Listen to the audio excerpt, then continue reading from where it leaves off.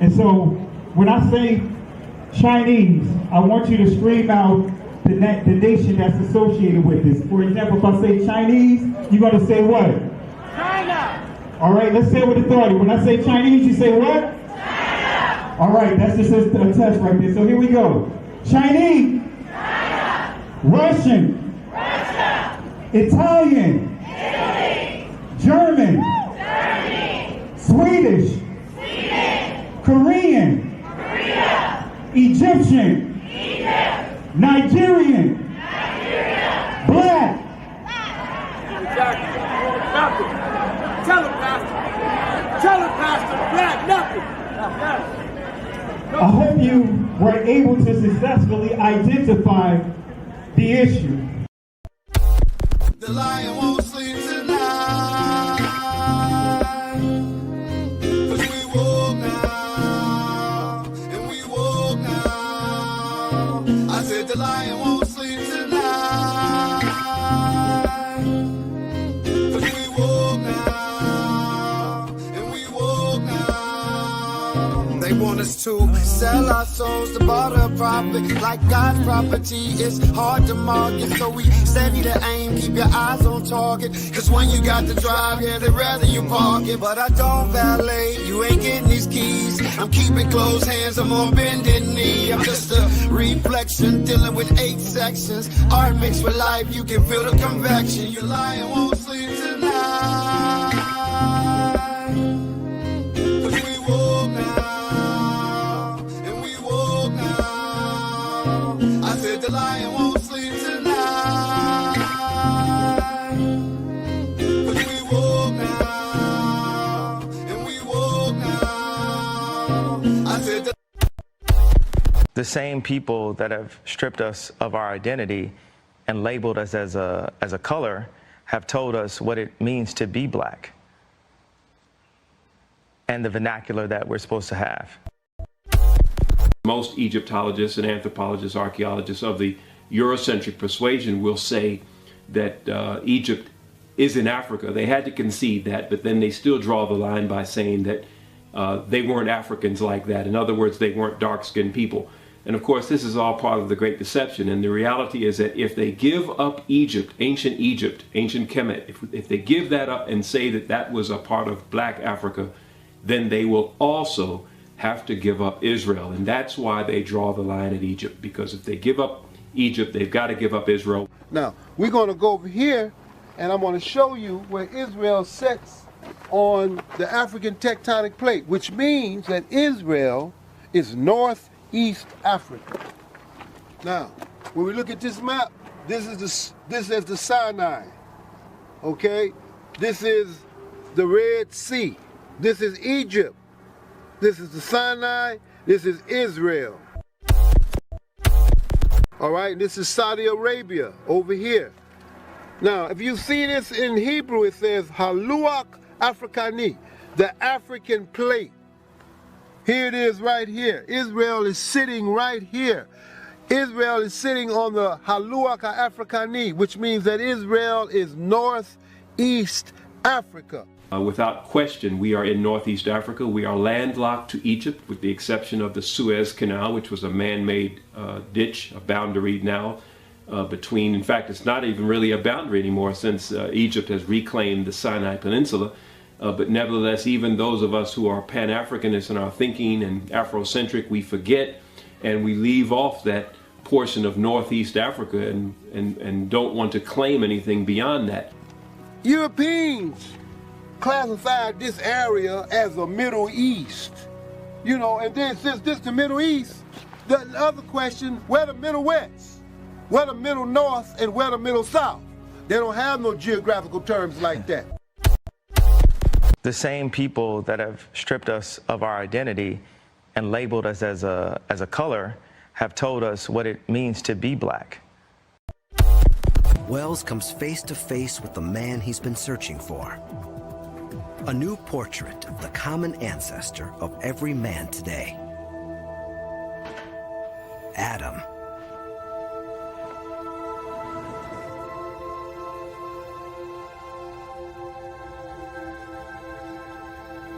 Without a skull, we can't know for sure what Adam looked like.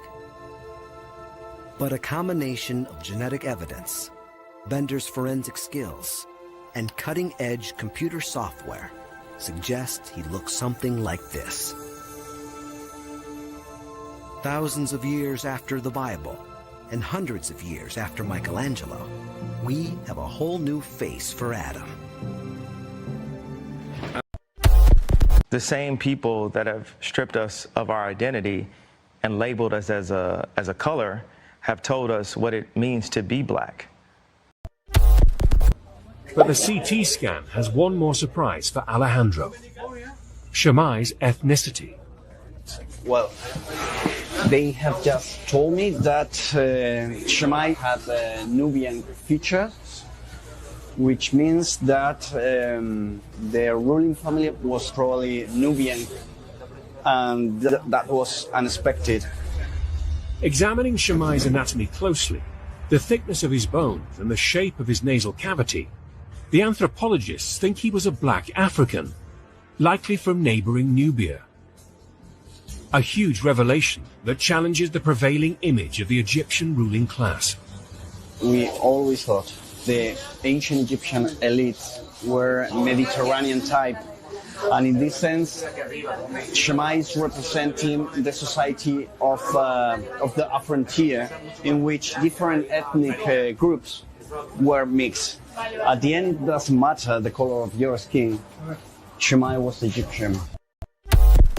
Now, the problem for me, it's not about color. It's not about white and black. This is a very reductive way to talk about things. This is the way that Americans talk about it. I'm very sorry. Like, I come from Egypt. Egypt has a very diverse color palette. People can look like me, or they can look deeper skin tone, like Anwar Sadat, who comes from a Nubian origin. It's not about black and white. It's about the continuous culture appropriation and falsification of history that has been done by what the so-called Afrocentrist movement. The Afrocentric movement started the last century as a way, in a good intention, to teach African American about their rich history of West Africa, the great empire of Benin, of Ghana, of Songhali, the great empire of Mali.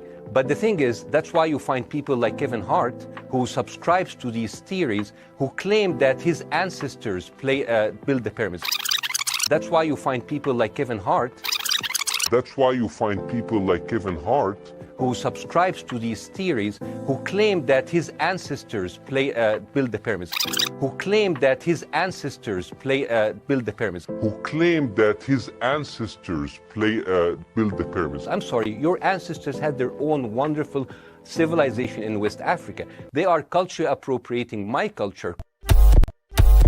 The Arab is not an Egyptian. I come from Egypt. Egypt has a very diverse color palette. People can look like me, or they can look deeper skin tone, like Anwar Sadat, who comes from a Nubian origin. The Arab is not an Egyptian. The people who built the pyramids were not Arabs. The people who built the pyramids were not Arabs. The people who built the pyramids were not Arabs. I'm sorry, your ancestors had their own wonderful civilization in West Africa. They are culture appropriating my culture. The people who built the pyramids were not Arabs.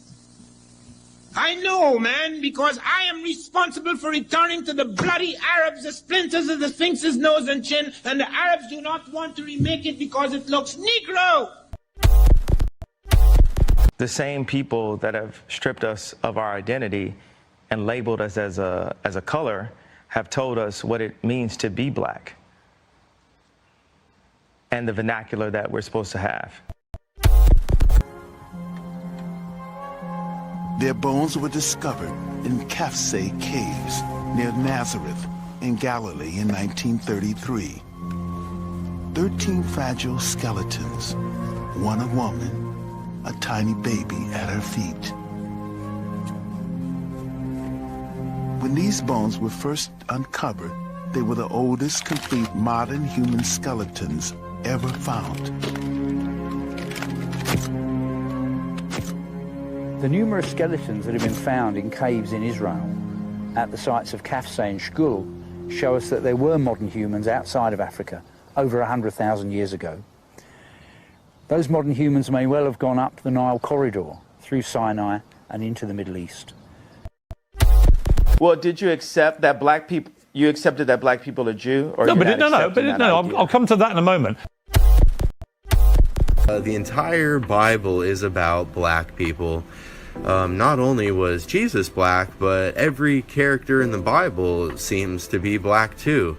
Yeah, Zephaniah and Jeremiah and Jebediah, those all aren't white people names, okay? And Jesus wasn't some tan, partially melanated Middle Eastern person either. I'm talking straight up black dude, okay? Even in the book of Revelation, when you get the vision of Daniel, he's describing someone with feet like burnt brass and white woolly hair, and we've got the deep running water voice with the red eyes, and you guys, he's black. The Jewish people are black people, like Kanye was right. It just doesn't matter. It just doesn't matter. It just doesn't matter. It just doesn't matter. It just doesn't matter. It just doesn't matter. It just doesn't matter. It just doesn't matter. It just doesn't matter. It just doesn't matter. It just doesn't matter. It just doesn't matter. Genesis chapter 11 verse 10 explains the genealogy of Shem. Shem was a black man in Africa. If you repeat this fact, they can't laugh at you. If you repeat this fact, they can't laugh at you. If you repeat this fact, they can't laugh at you.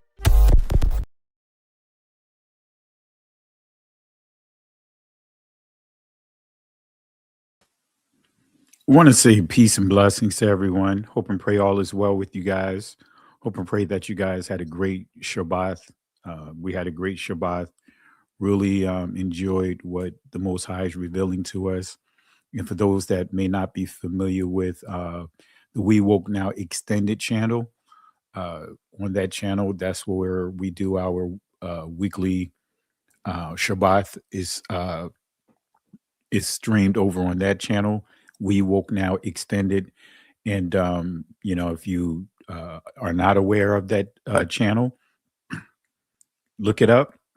And we've covered some great information over there, some great topics.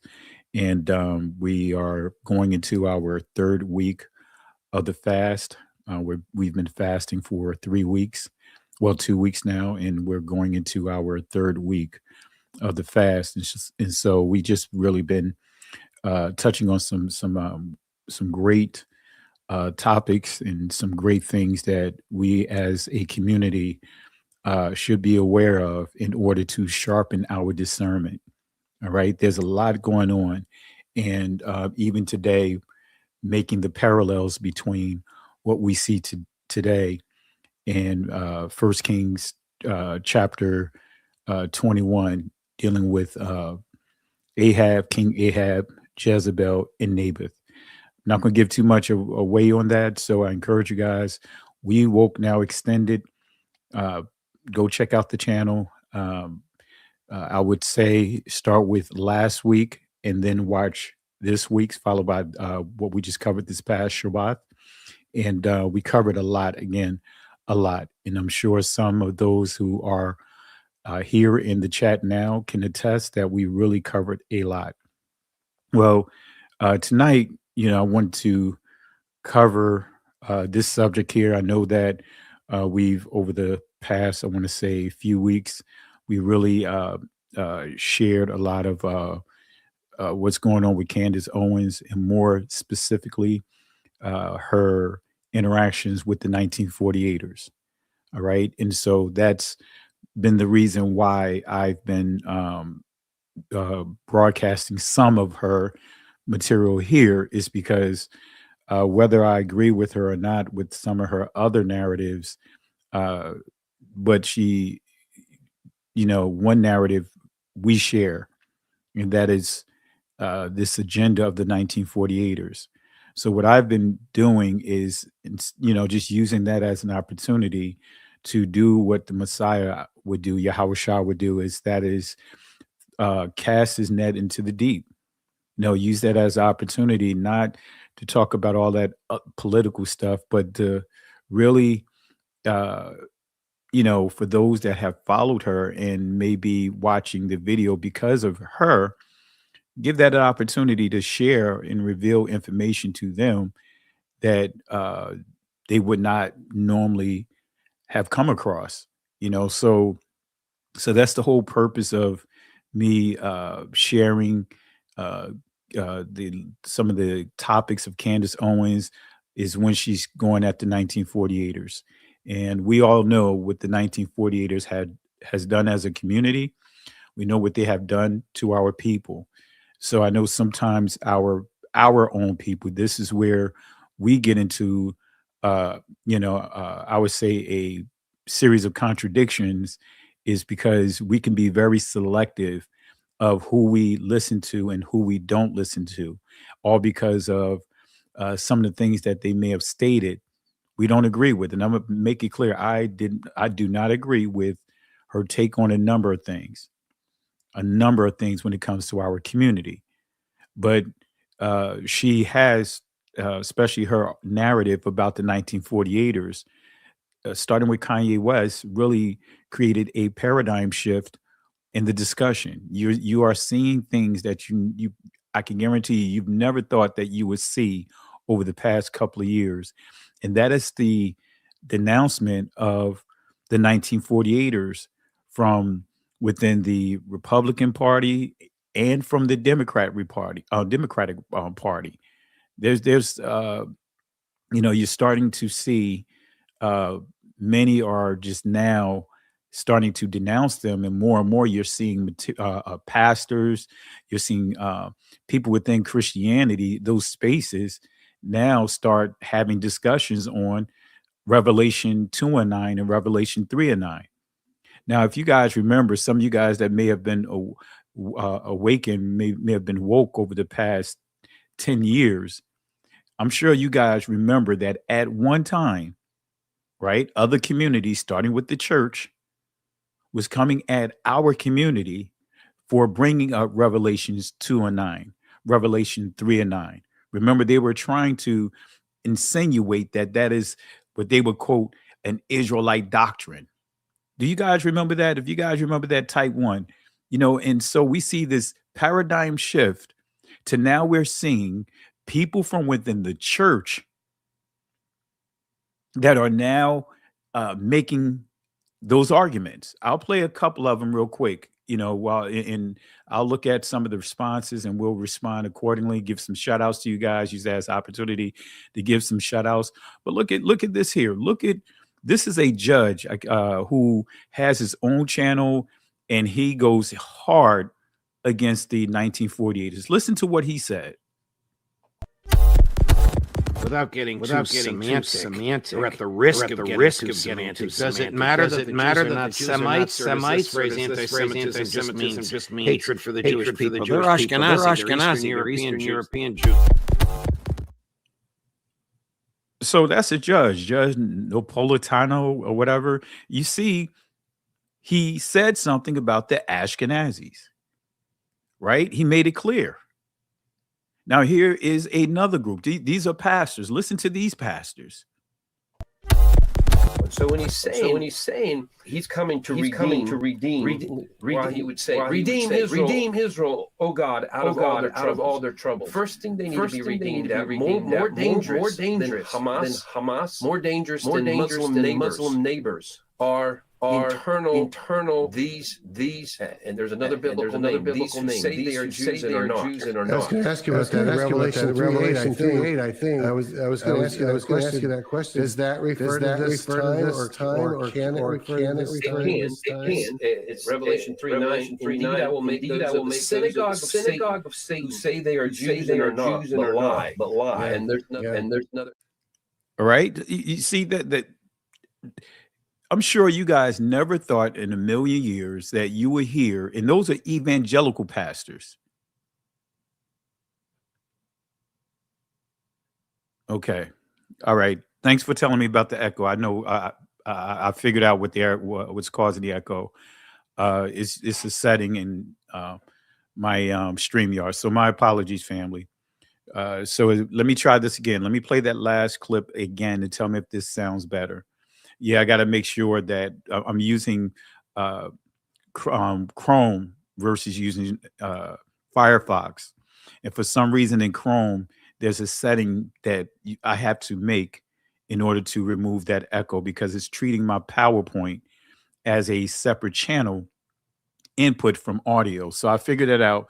Tell me if that the echo is gone. But thanks for the heads up, family. So that way didn't get too far with it. All right, but let me play this again. These are some. Let me start with the judge. Let you guys hear it again. Then I'll play the evangelicals following that again. Here we go. Without getting too semantic, or at the risk of getting too semantic, does it matter that the Jews are not Semites, or does this phrase anti-Semitism just means hatred for the Jewish people? They're Ashkenazi, they're Eastern European Jews. And so when he's saying he's coming to redeem, while he would say, redeem Israel, O God, out of all their troubles. First thing they need to be redeemed at, more dangerous than Hamas, more dangerous than Muslim neighbors, are internal, these, and there's another biblical name, these who say they are Jews and are not. I was going to ask you about that in Revelation 3:8. I think I was going to ask you that question. Does that refer to this time, or can it refer to this time? It can. It's Revelation 3:9. Indeed, I will make those of the synagogue of Satan who say they are Jews and are not, but lie. Yeah. And there's a different application for it, but we understand this is really there's a practical storyline I've shared before on a program maybe a year ago, I don't know, about the Khazarian mafia and the Khazarian Jews, and I'll just say the briefest understanding of it and how this applies to them, because.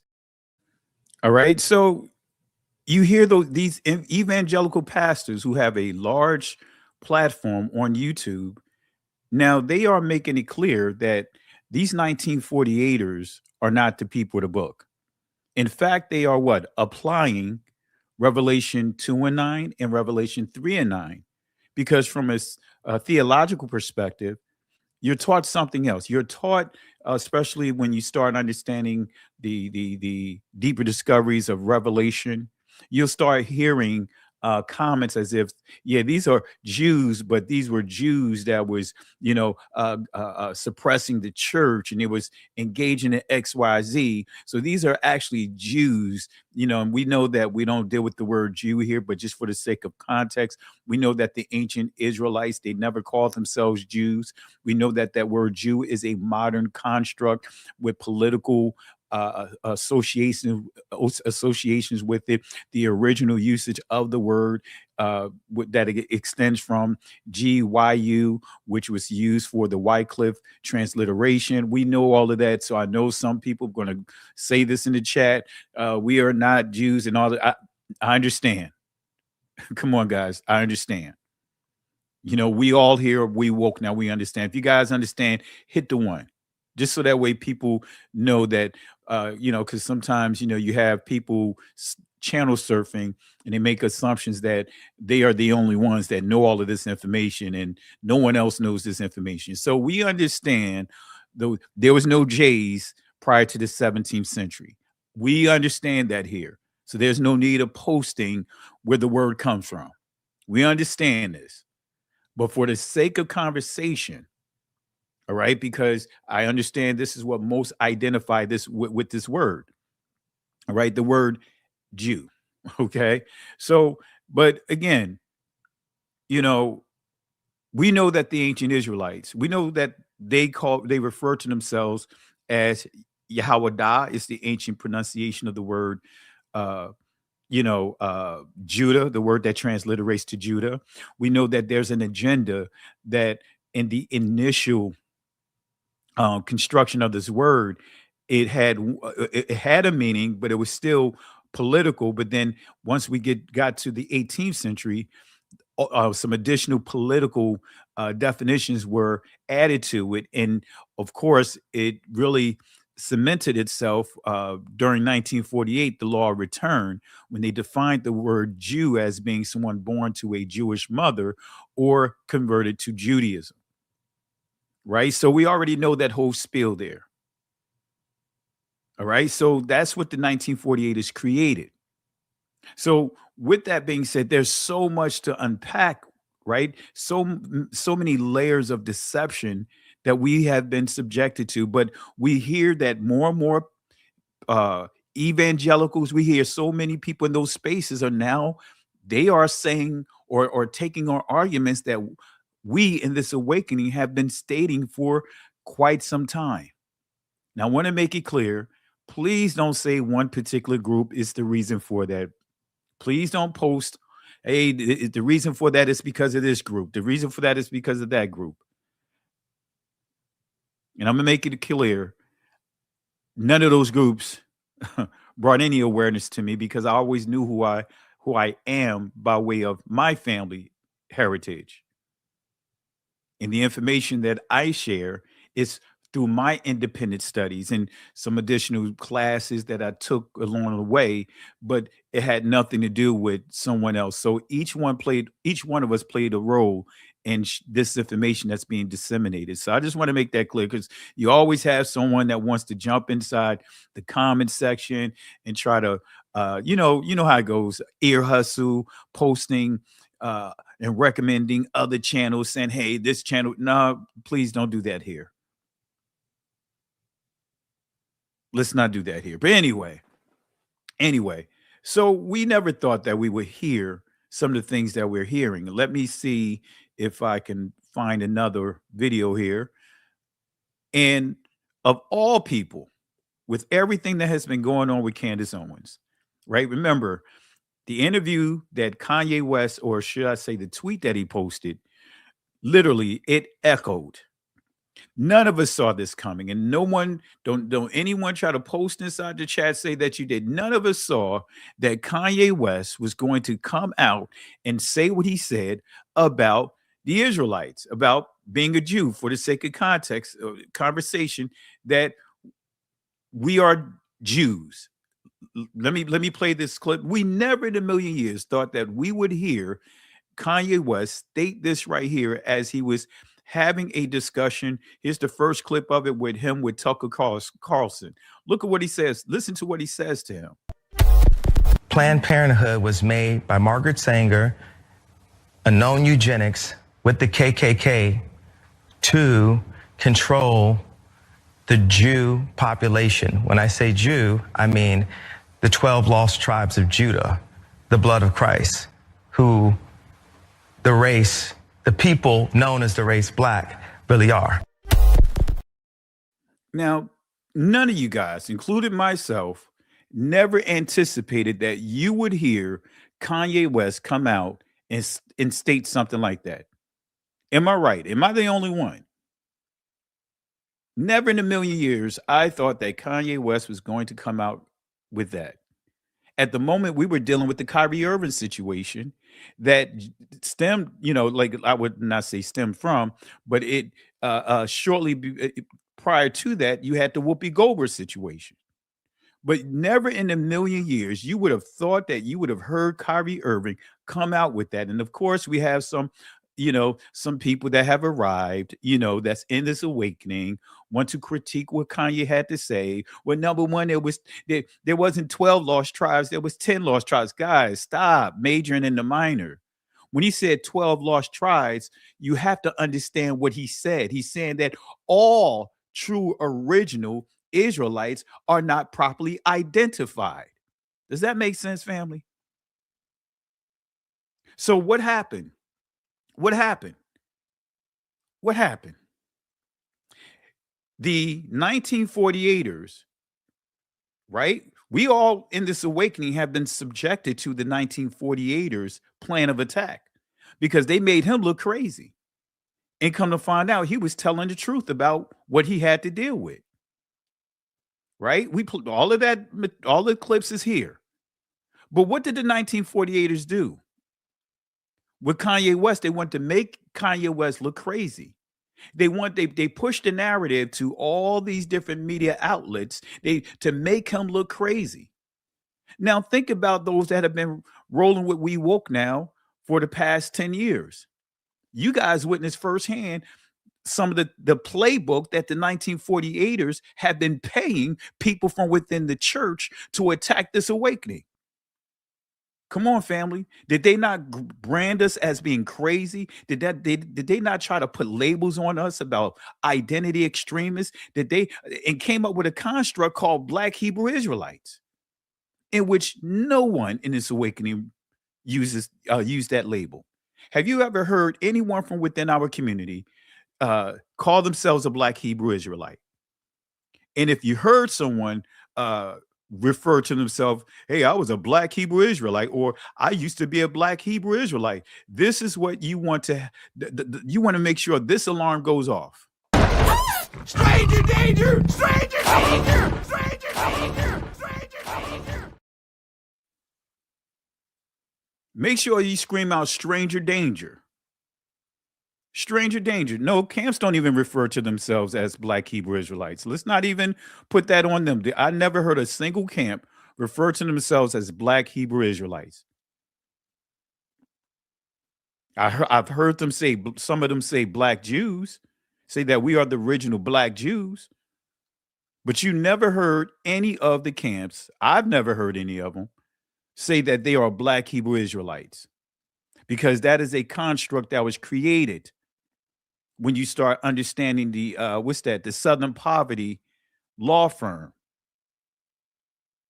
that created that, along with the Congress creating the term Black identity extremists, to use that as a straw man to come at our community. So what happened? You start seeing pockets come out of the church of pushing these labels. Things that the church was saying that should have them shut down. And yet, they're still here. They took the same playbook. That same playbook confirms that the 1948ers is putting money into that. The 1948ers is putting money into the so-called conscious community. The 1948ers are putting money into Tariq Nasheed, because you can hear the shifting of even Tariq Nasheed. That money is real. To do what? Come against this information.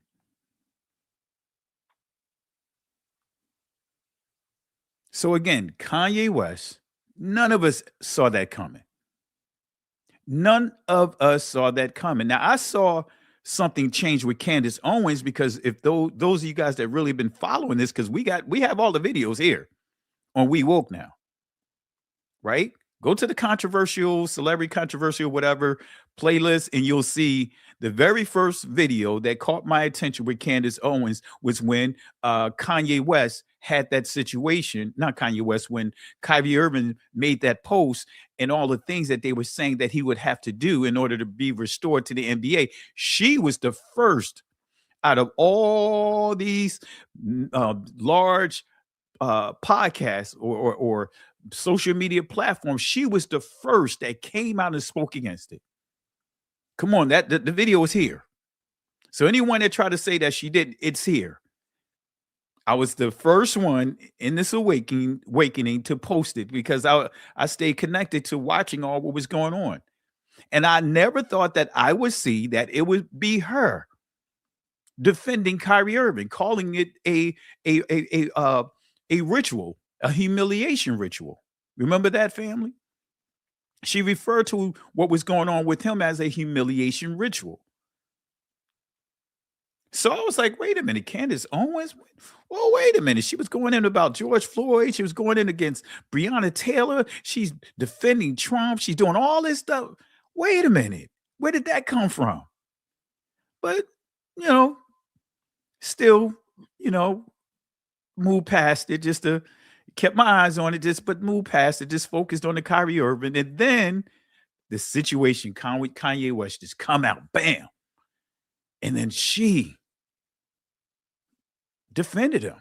She did not throw him under the bus. And now what we see happening here now with her, we heard something that echoed a year ago, or a little more than a year ago, multiple debates that she had with rabbis after she'd been kicked out of the Daily Wire and all of that. This is the thing that echoed. Remember this, family? I'm going to play it here. This echoed, this went viral. This was a viral moment when she shut down Shmuley. I'm not even going to call, well, you guys know his name. This is what echoed, and we're going to get into it, but I just want to make sure we understand, why am I going and using the approach that I am using? Why am I using or playing some of the Candace Owens videos? Because a lot of people are riding a wave from a perspective of dealing with the Charlie Kirk and all that other stuff. I'm not riding that wave.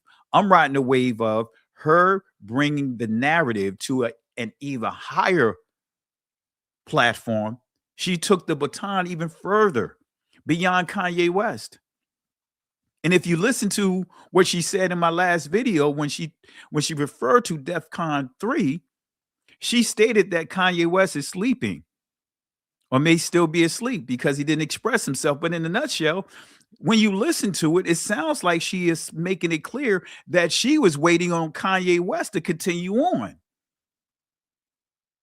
But since Kanye West didn't continue, she's going to take the narrative and take it a step further. I'll see if I can play the clip, and I want y'all to hear that. Let me play that clip real quick.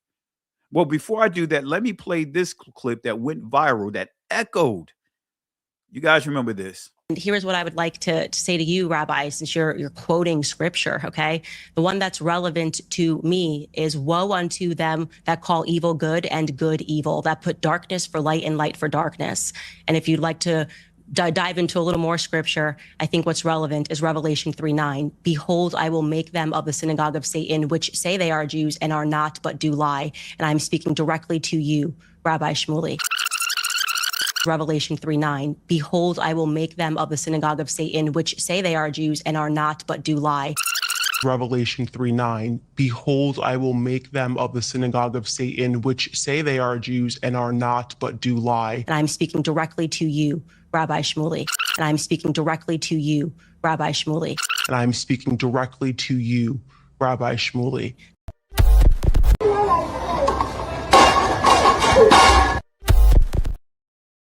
Now, never in a million years, you guys would have heard her or thought that you would hear her say something like that. None of you guys saw that coming. None of us saw that coming. And she's been giving them the business. She has been giving them the business. But let me share with you what she stated about Kanye West that really went over so many people's heads, but it didn't go over my head. Let me see here.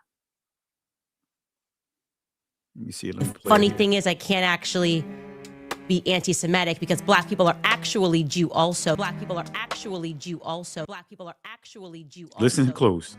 All right, ladies and gentlemen, happy Wednesday. I'm going to start today by letting you know that Kanye was right. Kanye was right. Remember back in 2022 when he was a little bit sleepy, right? Poor guy just needed a nap. He just needed a nap.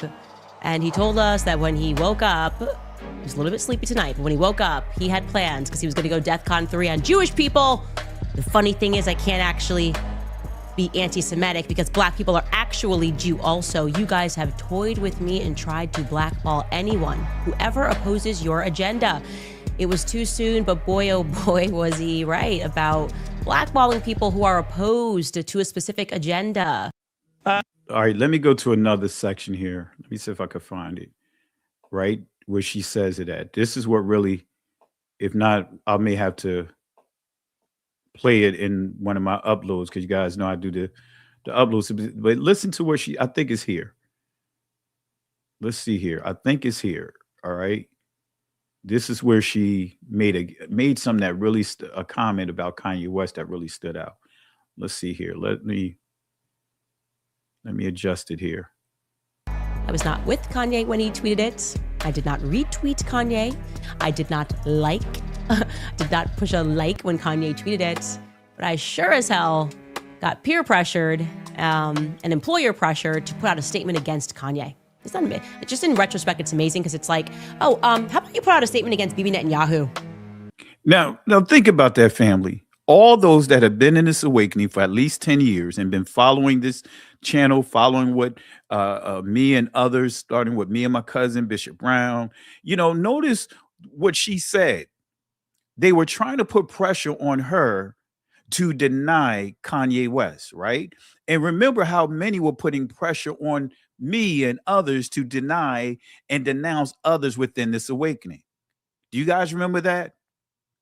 And because we wouldn't deny, we wouldn't denounce, we wouldn't throw other people up under the bus, they decided to take it upon themselves to start creating narratives, just going way out into left field, because if you can't beat them, make up lies about them. Do you guys remember that? That's the playbook from the 1948ers. That's how you know the 1948ers are behind those agendas. But listen to what she said here. Let me see here. I don't know. He's like a stone cold killer. He's mass murdering children. How about you put out an effing statement against Bibi Netanyahu? But no, the pressure came in, and I had just signed a larger deal with the Daily Wire for years. And I got brought into a conference room. The entire world condemned Kanye West. The entire world. I mean, it felt like the entire world. He lost his Adidas contract. He lost his Gap contract. That wasn't enough because they wanted me to do it. I want to stop. Yeah, that's what they want to do. They want to make sure that there's division among our community by having us throw each other up under the bus. Unfortunately, some took the bait and had to be dealt with, but that's the playbook. Let me play this here. I think this is it. Right, because there's an element, if you're that sadistic, it's not enough to have your wife, your in-laws, your friends, your former friends, people that you've done music with, people that you've helped up, the whole world come out and condemn you. It's not enough to take the money away from you. We're going to need Candace Owens to do it too. And I said no. I said I'm not going to come out and condemn Kanye because I wasn't there. I didn't do anything, and I don't think that's necessary. I think he's going through enough. He's my friend. That's what I said. Then I got yelled at and voices were raised. It was like, why won't you just make a statement to make it easy for us to say going to only get this? Are you willing to do that? Because it's so true today, and I feel so good about myself that I cannot be purchased. I said, looks like the person who actually is needing me as a formidable friend is Charlie Kirk. And I am a formidable friend, and he knew I was a formidable friend. And you can't tempt people with millions. Well, did you accept that black people? The funny thing is, I can't actually be anti-Semitic because black people are actually Jew also. Let me see here. Church, the writer did entering. See if I could find it. If not, kingdom I'll pointing look to forward here and play it another time. Community. And let me see. The way there was no. So I'll go ahead and take the baton from Kanye. Here it is. She was aware she came from. She said she's going to take the baton. She was aware she came from. It is quite sad when you consider that so many on this planet who have no chance. Fast forward to now, and in her most recent.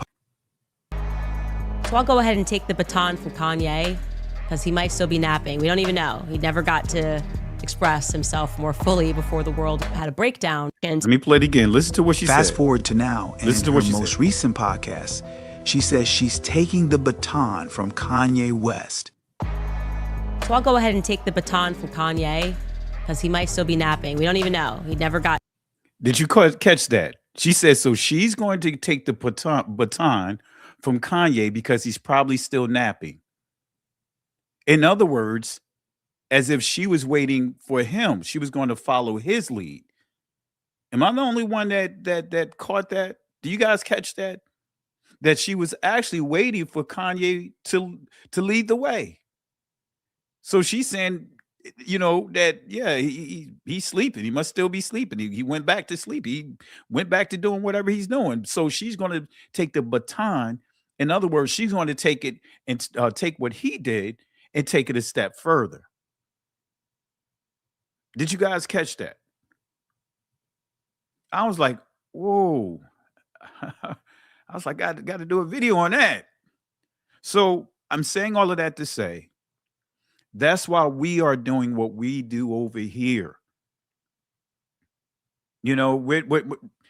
all the Charlie Kirk stuff and everything, that's other platforms are covering that big time, but you don't hear them covering what we are covering, the stuff that they should be speaking on. Look, I'm not going to get into him bending the knee and all that other stuff, because none of us was in that position that Kanye West was in. He was drugged up, which is proven. He showed the receipts on that. So let's not even get caught into all this stuff about him bending the knee, him apologizing, all that other. I don't even get into all of that. Why? Because it's proven that his own trainer, who was connected to the 1948ers, who was connected to, those secret groups, right, that infiltrates people in government spaces and all, connected to what is called the 1948er Mafia. We have a video that I did on that was trying to bully Tupac, that was trying to bully Eazy-E, that was trying to bully, they bully entertainers, right, by trying to force their way into basically providing protection for them. So I'm not going to get caught up into all of that. I appreciate from the perspective of is that the Most High can use anyone he chooses. And with what he had done, he took the narrative to a level that we never thought that we would see it. But then, and he proved that he'd been getting drugged up. So who knows what those drugs has done to his mind, right? To reality. Right. But then we see what she has done. She has truly taken the narrative even further. She took the baton. But the key is one discussion we're waiting to hear her have. Now, could it be that big joker? She's waiting strategically to bam, you guys know you play spades, you had that big joker, and you holding on to that big joker just to try to time it when you're going to throw it on the table, bam. And I know we got some seasoned spade players, y'all know what I'm talking about, y'all holding on to it, so you don't just throw it down, you got to slam it down, you got to bam the table, you got to shake the table, make the cards fall off and be like bam. Am I right, family? Especially if you're getting ready to set, the people that's going against you. If you're getting ready to set them, like, oh, bam, y'all didn't even get bored. Y'all know what I'm talking about. Some of you guys probably getting excited right now about having space flashbacks. Some of you guys probably jerking right now, neck probably twitching right now. Like, anyway. So let's go ahead and get it in here. Right, because I want to get into, that's right, dominoes. That's right, man. When you, y'all know what I'm talking about. We didn't call it dominoes. We call it bones. Y'all know what I'm talking about. When you playing bones, man, I went to Bones in Spade University, being stationed overseas. Y'all know what I'm saying. Some of you prior military, when you overseas, man, you learn quickly how to play bones, how to play spades. And, you learn that big time. I played spades, but I really didn't play bones until I went overseas. All right. But anyway, family, let's go ahead and get into some of this information. I'm going to drop the link here in a second because I see Berean Scholar in the building. I see Sister Carol in the building. I want to give shout outs to Berean Scholar family. Subscribe to his channel. Drop your link inside the chat, Berean Scholar. He's been doing some great work, outstanding work, right? That's right. I see someone point out the United States Air Force, Pine Hills production. You know what I'm talking about. I'm prior military. I'm an airman as well. Used to be an airman. I was in the Air Force, served 8 years. You know what I'm talking about. Stationed at Langley and some of the other places. Worked at headquarters. But anyway, want to say shout outs to Berean Scholar. Drop your link inside the chat, Berean Scholar, so that way others can link up with you. Family, great interviews. He's been doing some great interviews, some great work. Hallelujah. So let's get him up. I think he's at 3,000. Let's get him up now. This goal is for him to double and get 6,000 by the end of this year. Got to double every year. Hallelujah. Putting in great work. Also, Sister Carol in the building. Shout outs to my sis and family. Show her some love too, because she lost her mother transitioned, and really appreciate her the love and support that she's and the things she has done for this community that you guys don't even realize she's done. And had it not been for her in my ear to come to YouTube, we wouldn't even have We Woke Now, because she made that recommendation. She's been connected with me since I was on Facebook, and she can tell you all the stuff that I had to deal with. So let's give Sister Carol, show her some love, and again, nothing like losing your parents, so show us some love in the chat, show us some love when we bring her on. So I'm gonna bring you guys on here. I'm gonna just go ahead and get this started here, then I'll drop the link inside the chat for you guys to come on and jump on in, Sister Carol, Berean Scholar. And then if you guys, we'll let you guys know that are here, that just want to jump on and share your thoughts. We'll let you know when we'll open up that portion of the live. But I want to talk about the greatest heist in history. The greatest heist, the identity theft of history of all times. From a group of people that have been getting a pass for everything. A group of people that have they are so manipulative that even in Argentina, they're making it hard. Not Argentina, but Australia. They're about to pass legislation restricting Christians in Australia, that if they say certain things, do certain things, it's going to be considered anti-Semitic out in Australia. Come on, family. This particular group of people, they can play both sides of being the victim and being the perpetrator all at the same time. Start something, pick a fight, but then when you respond, guess what? You guys know what happened.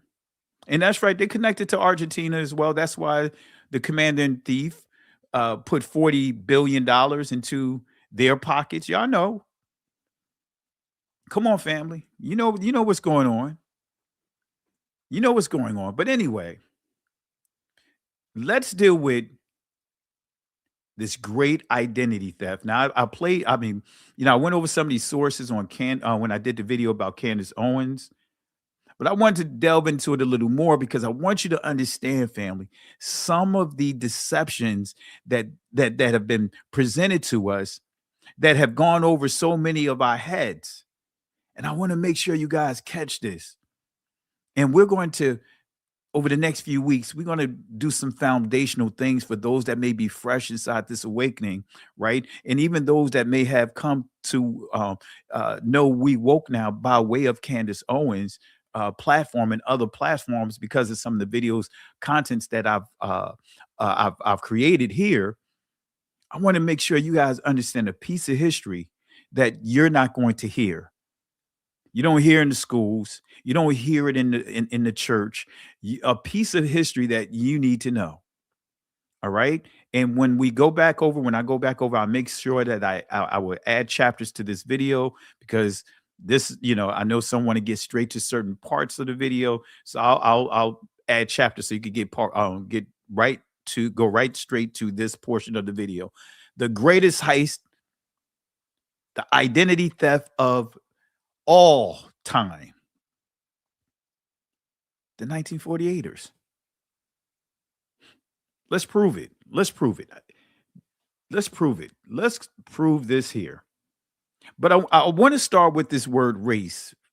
Now, early on, I used to cover this like routine. When I did this lesson, let me go ahead and expand this here. When I did this lesson, I did a message for over 3 years. The same message for over 3 years. And this is part of that presentation. And it was identity theft. Starting off with establishing what is heritage. And the people of PFR can basically quote that message. That's how many times I did it. You will never hear in our assembly someone say that Israel is a people, it's not a land. You will never hear them say that because they understand what heritage is. They understand what identity is. And now I'm seeing more and more rise up this deception. And I'm not sure if you guys have seen it, posting people saying Israel is not a land, it's a people. Well, I want you guys to post inside the comment section, the devil is a liar. The devil is a liar. And I suggest those that have embraced that thought, start with studying Genesis chapter 10 to understand what heritage is. Also type in what a nation is, and you'll see what a nation is. It'll, at the top of the entry, the results, it'll tell you it's from Oxford University of Languages, and it'll tell you that a nation consists of people, right? A common people, language with a common language, and territory. So you can't even say that you understand that Israel is a nation if you don't even understand that concept of what is the pillars, what constitutes a nation to being a nation. And you will see this demonstrated in Genesis chapter 10. From Japheth to Ham to Shem. Then when you look up heritage, just type in heritage definition. At the top, you'll see Oxford Dictionary again, and it'll say valued objects that are handed down. The devil is a liar. Don't embrace that stuff. It sounds good, but that is foolishness. That is another way of what? Forfeiting your identity, forfeiting your heritage. That is playing right into the 1948. It's playing right into the church as we know them, doing all of these things.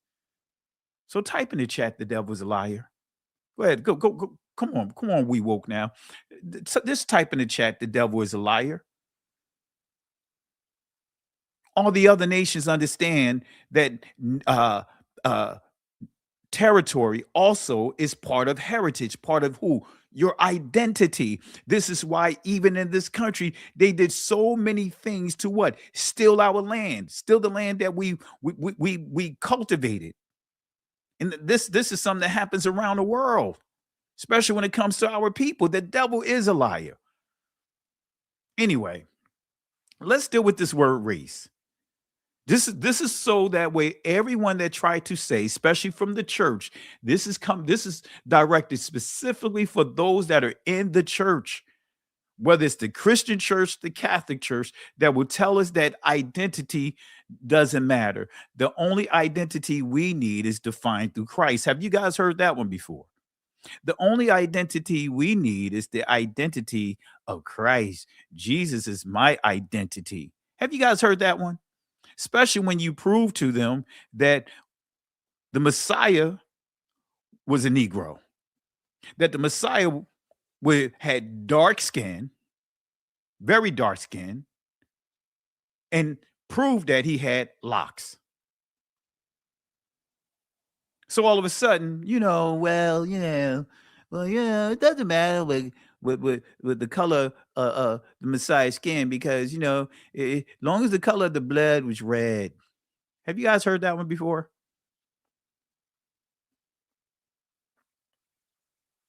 They'll just say they'll just come out with stuff like it just doesn't matter. Come on, family. Let me play this special video for them. I played it already. This is what they'll tell you.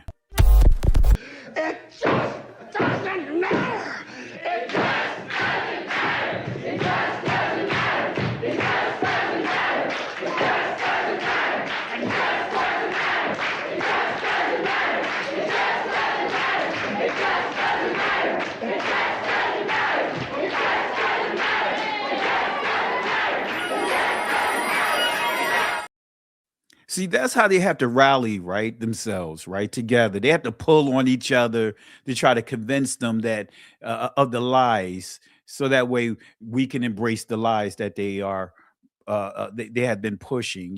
Color doesn't matter as long as it was a white Jesus, color mattered, right? But now it doesn't matter when they realize that he wasn't white, right? They now want to say color doesn't matter when they try to paint the picture. It doesn't matter what Jesus wasn't black or white. Jesus was he was Middle Eastern.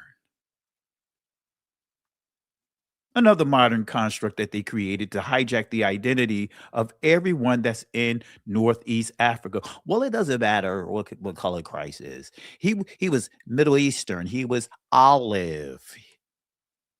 He was Arabic looking. Have you guys heard that one before? Y'all type inside the chat, the devil is a liar. Those are all modern constructs by racist anthropologists who wanted to rewrite history and still want to have their racist bias. And I'm going to prove that here. Y'all just type in devil is a liar. We're going to go Kojic up in here. We're going to go the Holiness Church up in here because that's where they'll say that in a heartbeat. Some of you guys know what I'm talking about. If you're from Jersey, if you're from New York, y'all heard about the Holiness Church, right?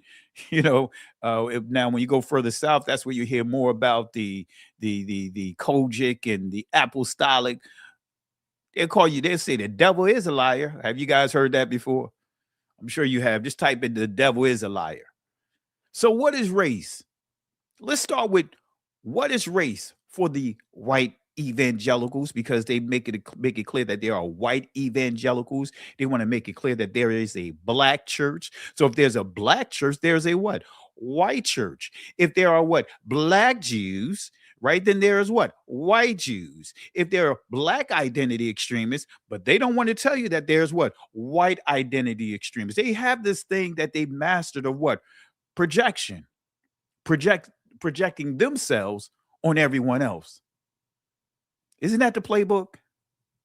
Somebody say the devil is the liar. Just type it in. The devil is a liar. So what is race? We're going to just prove that. Just start with this word race. What is race? What is race? What is race? This is coming from the Anthropology News, The Origin of the Idea of Race, R.G. Smedley, November 1997.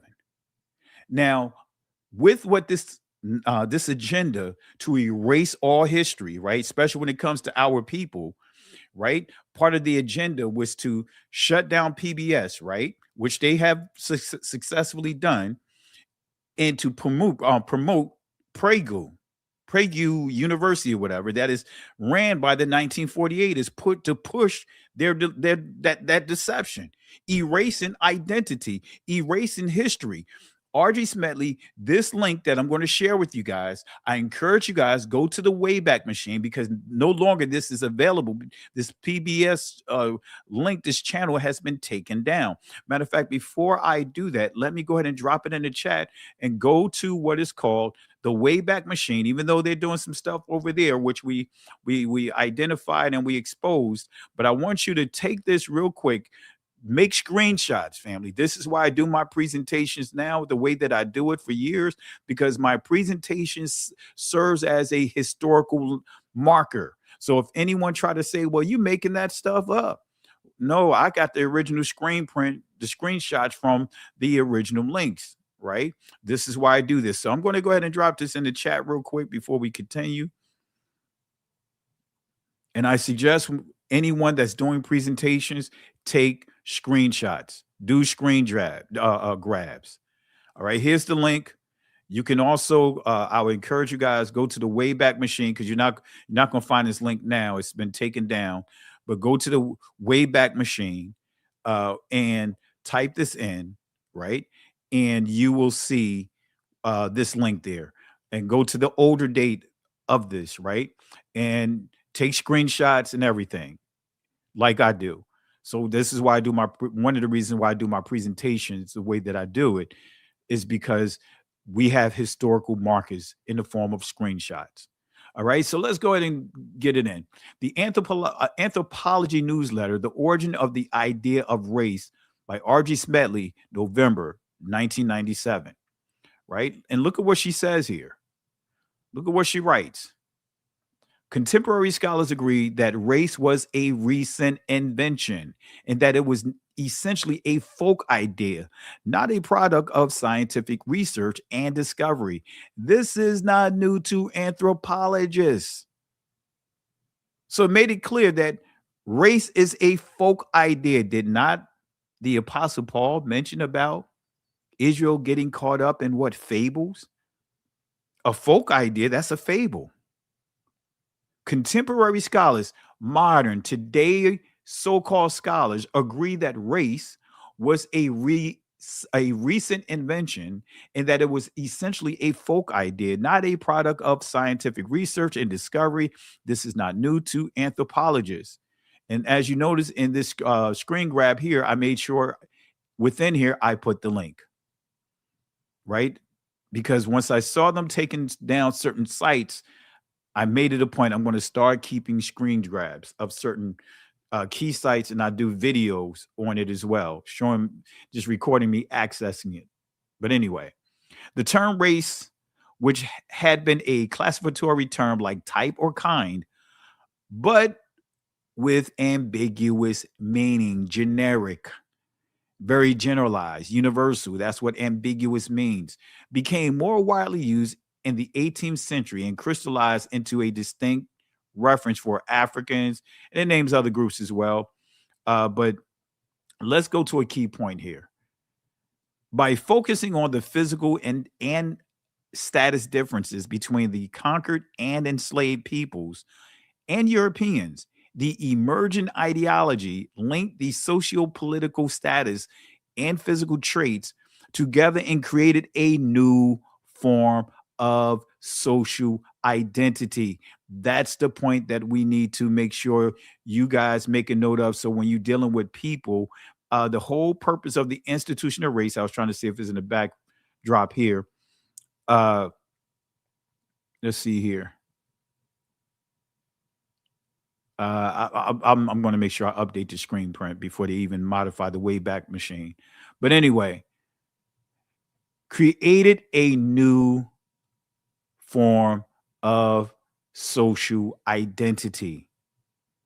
So because of this social identity that they created, now they have people, they have our people and others thinking, especially our people more specifically, thinking that identity is associated with a color, the construct that they created. Black is not a heritage. Black is not an ethnicity. It's not.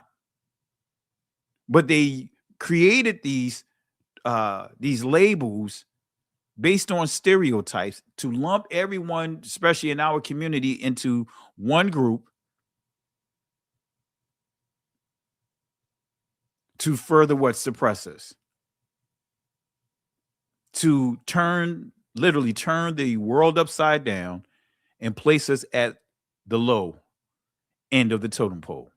So again, created a new form of social identity. That's the point I want to make sure you guys highlight, and you'll see it inside that link that I posted inside the chat. All right. So who is the architect of this system? Who is the architect of this system? Who is the architect of this system? His name is Johann Friedrich Blumenbach. He's a German, right? He's from Germany. He is what would be considered an Ashkenaz or Ashkenazi.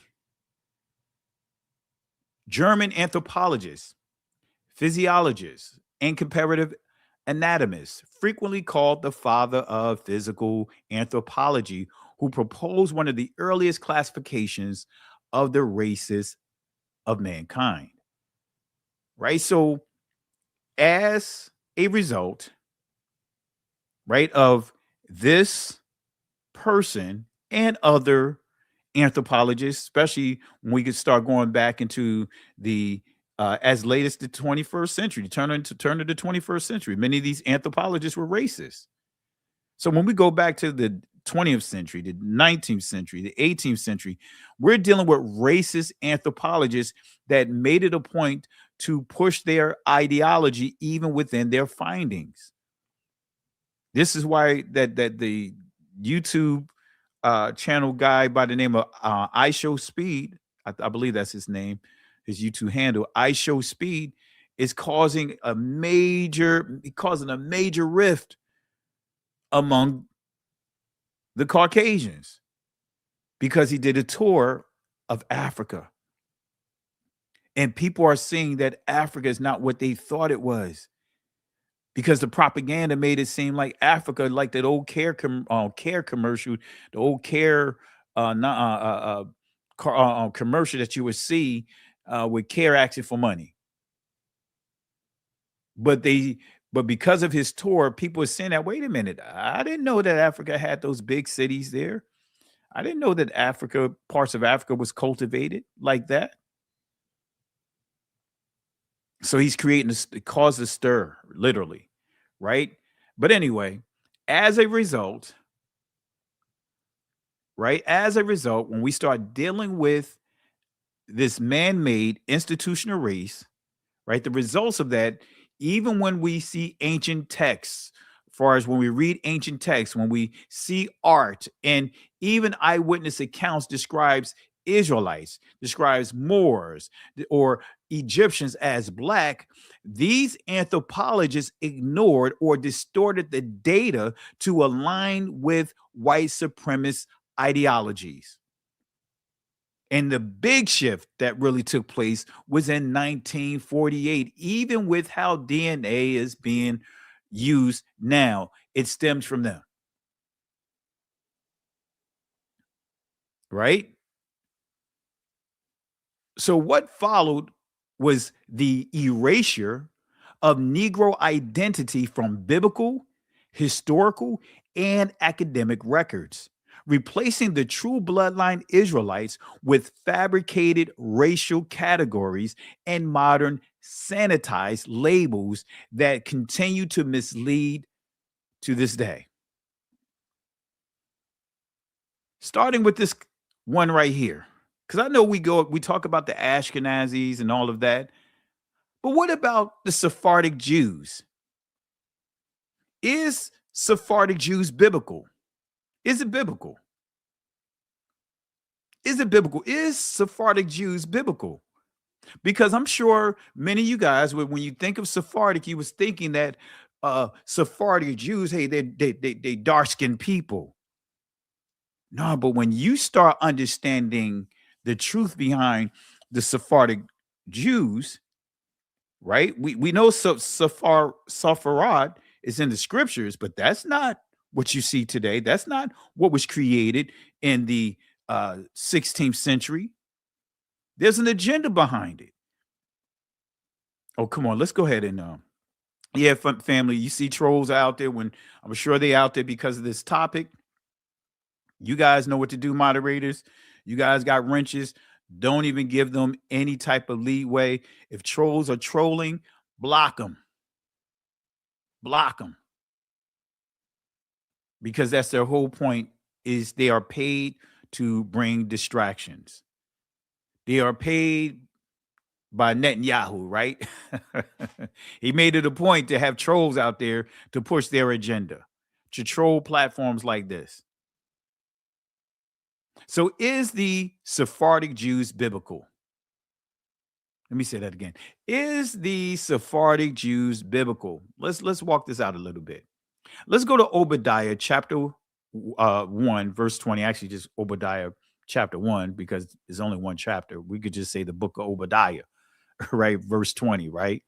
But anyway, and the captivity of this host of the children of Israel shall possess that of the Canaanites, even unto Zarephath, and the captivity of Jerusalem, which is in Sepharad, shall possess the cities of the south. Right? So we see this word Sepharad. In the ancient Hebrew, it would be Saparad, because there was not a PH sound in ancient Hebrew. That comes from the Greeks. That's a fact. Anyone that tried to tell you that there was an F sound, that comes from the Greeks.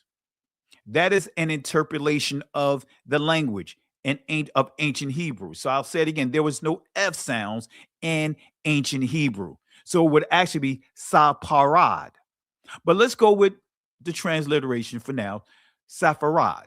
Let's go with that. Right? So we see the captivity of Jerusalem, which is in Safarad, shall possess the cities of the south. All right, so this is the Tanakh, right? This is the Tanakh. And that exiled force of Israelites shall possess what belonged to the Phoenicians as far as Zarephath, while the Jerusalemites, exile community of Sepharad, shall possess the towns of Negeb. Okay.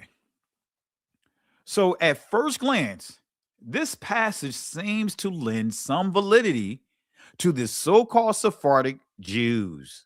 However, I want to emphasize the phrase at first glance. I want to emphasize my first part of my statement, at first glance. It appears to be biblical. But let's go to the Hebrew dictionary definition of the word Sepharad, right? Let's see what it says here. Look at this here. It says here, it says Sepharad, a region of Assyria. It goes on to say Sepharad means separated. But this entry number 1, it says a place where Israelites were exiled. But they said the site is unknown. It said it's unknown. So how did they come up with Sephardic? Guess what? It was the 1948ers that created it. See, when you start understanding the Khazars, the Scythians, they invaded this area. Anyway, let's continue. So site unknown is a red flag. It is a major trigger because they don't know where this site is. So where did this come from?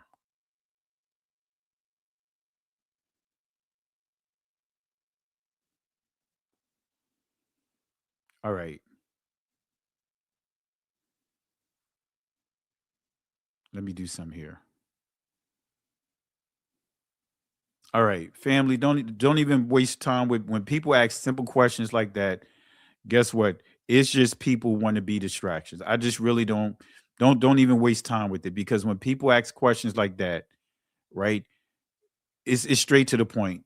We're not going to entertain discussions like that to take away from what we're teaching tonight.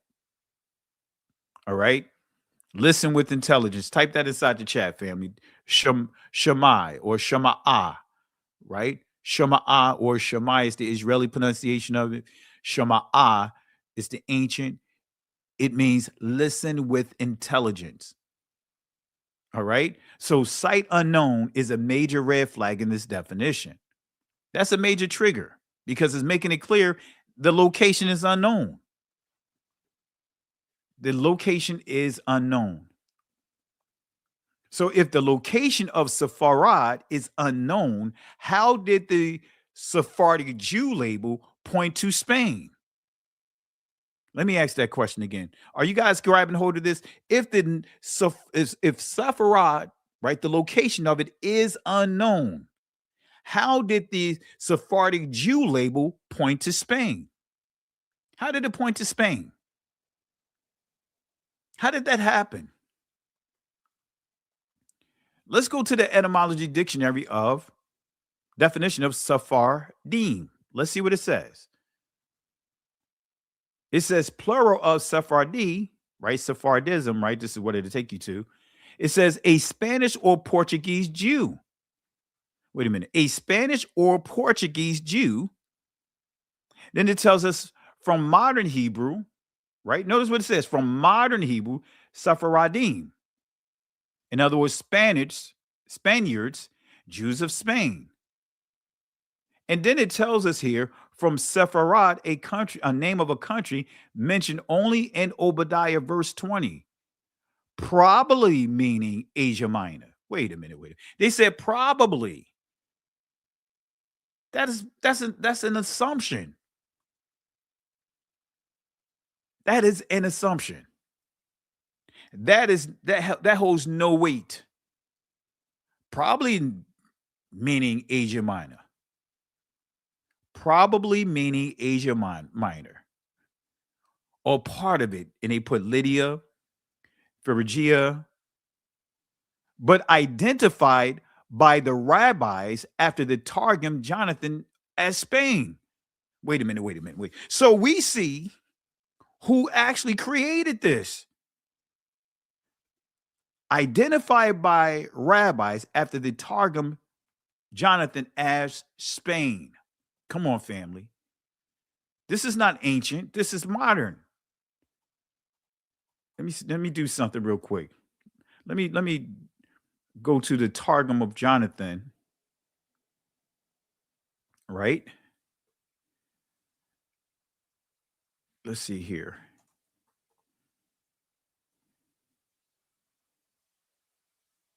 Right? So I just did a quick Google search on it.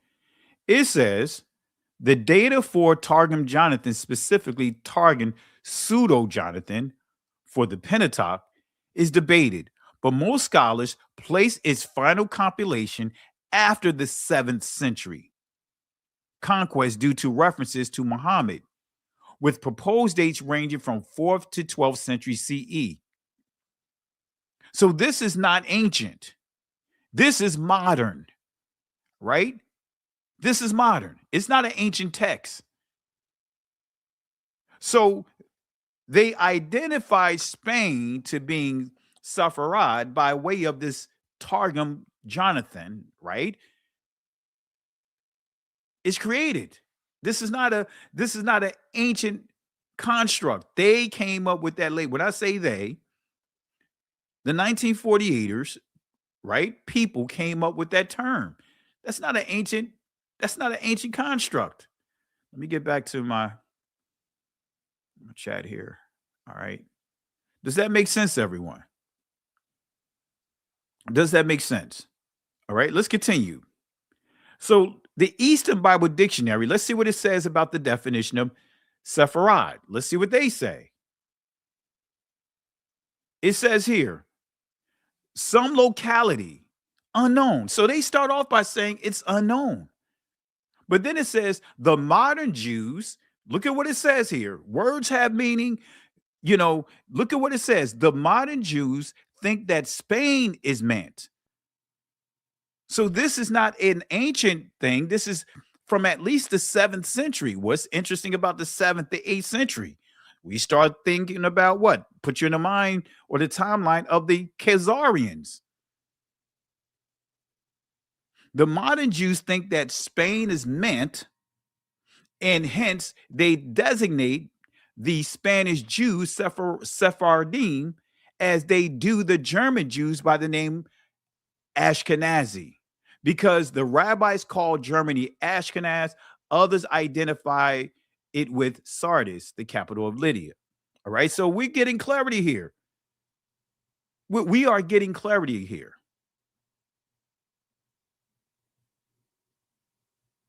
Look at here. So whatever uncertainty attaches to the word Sepharad, the drift of the prophecy is clear. So it makes absolutely no sense here. We understand the prophecy. It says only the exiles from Babylon, but Jewish captives from other distant regions shall be brought back to live prosperously within the large borders of their own land. So you see propaganda here. Do you guys see the propaganda? It's making it clear here. The locality is unknown. Some locality, so Sepharad, some locality unknown. The modern Jews think that Spain is meant. This is 7th, 8th century, as we shared with the what I just read from when I just quickly did a Google search on it. Right? But let's continue. So the term Sephardic, as it is used in Israel by religious politicians, a terminology that has nothing to do with science. That is coming from this quote, Jit van Straten, The origin of the Ashkenazi Jewry, the controversy unraveled. Let's go to the source here. You guys know this is my book right here that I use to shut down all this deception, especially when we start dealing with DNA. This is my go-to book right here. All right. So let's go to this book, but I want to specifically go to a key section of this book, right?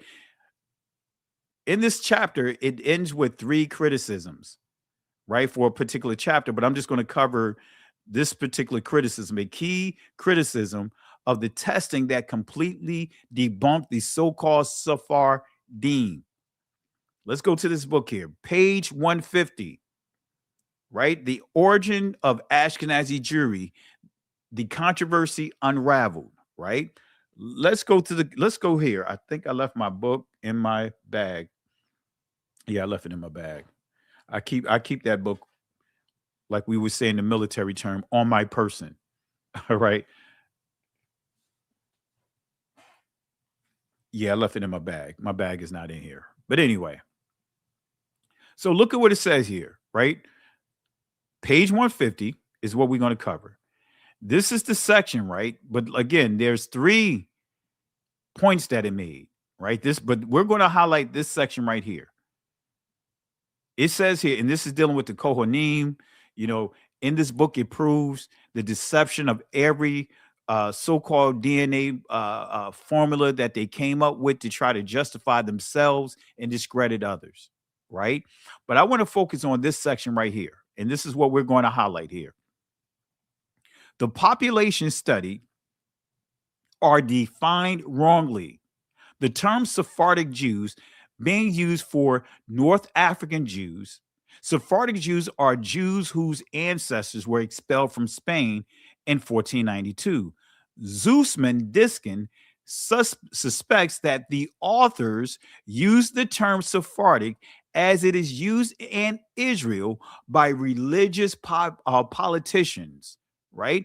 A terminology that has nothing to do with science. In other words, it's saying that term Sephardic has nothing to do with DNA. It has nothing to do with any type of anthropological studies, nothing to do with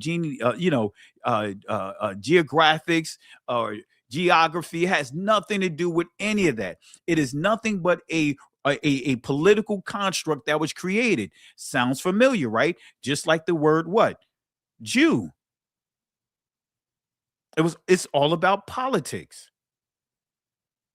So it says again, let me read it again. Zussman Diskin suspect that the authors used the term Sephardic as it is used in Israel by religious politicians, a terminology that has nothing to do with science. And let me take that off here, that screen rip, so that way you can see it here. This is extracted directly from this source.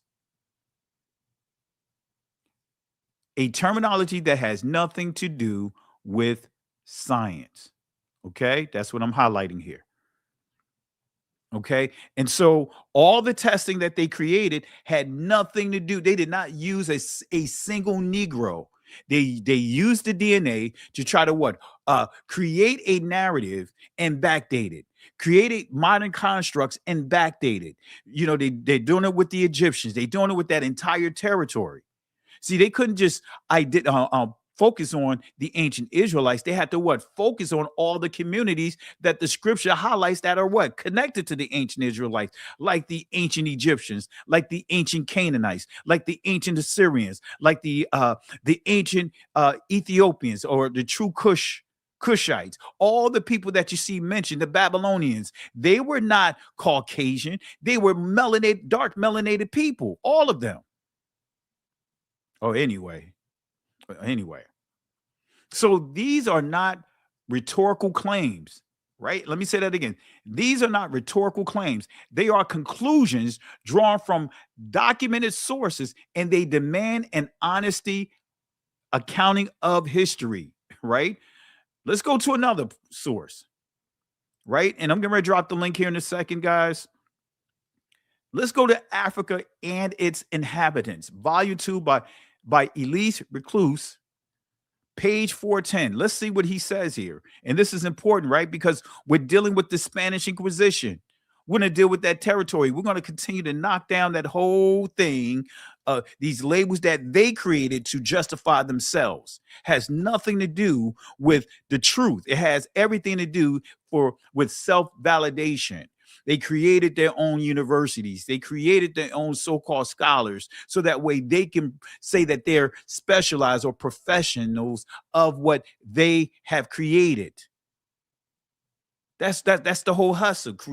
Create a doctrine, create your own universities, create your own professors that specialize in it, and say that this person is an expert in this subject. Come on, family. The devil is a liar. So Africa and its inhabitants. Let's go here, volume 2. This is a key area here. Y'all see that here? Y'all see here? Judaeus Pretos, Black Jews, but let's read it in its entirety. A part of the local trade is in the hands of the Mavumbas, a people of grave and solemn aspect with intelligent eyes, straight or aquiline nose, whose pronounced Semitic type has earned for them the Portuguese designation of Judos Preton, in other words, Black Jews. They may certainly have been regarded as of Jewish origin. If the statement be true that they are strict observers of the Shabbat, abstaining even from all conversations on that day. According to the natives, the Mavumbas were expressly created by God to punish other mortals by reducing them to poverty. But the key is they are identified as being who? Israelites. That's the point that I want to make. But let's prove this. Let's go to a map here. The Mavumbas are mentioned on another map. So I'm going to share with you the deception here, right? Let me drop this link here while I go through this here. And I want to give a shout outs here before we continue on. We're going to get into this map. Shout outs to, let's see here. Liz, thank you for the super chat, family. Let's show some love for Liz. Peace and blessings to you. Daughter of Yah, I want to say peace and blessings to you. Blessings to the teacher. Thank you for the love and support, family. Let's show some love to them for the chat here. Really appreciate you guys. Really appreciate all the contributions. And family, thank you guys, because had it not been for you guys, we would be taking a walk by ourselves. So thank you and appreciate you guys. Show some love for them, family. Show some love for them. We appreciate every contribution we get, whether it's $50, whether it's $10, whether it's $2, whether it's $1. It could be 25 cents. Guess what? That's 25 cents more than what we had.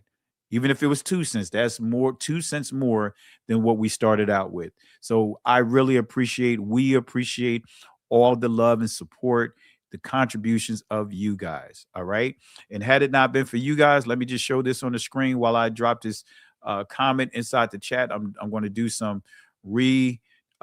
design of my office here, but let me just drop this inside the link, this link inside the chat.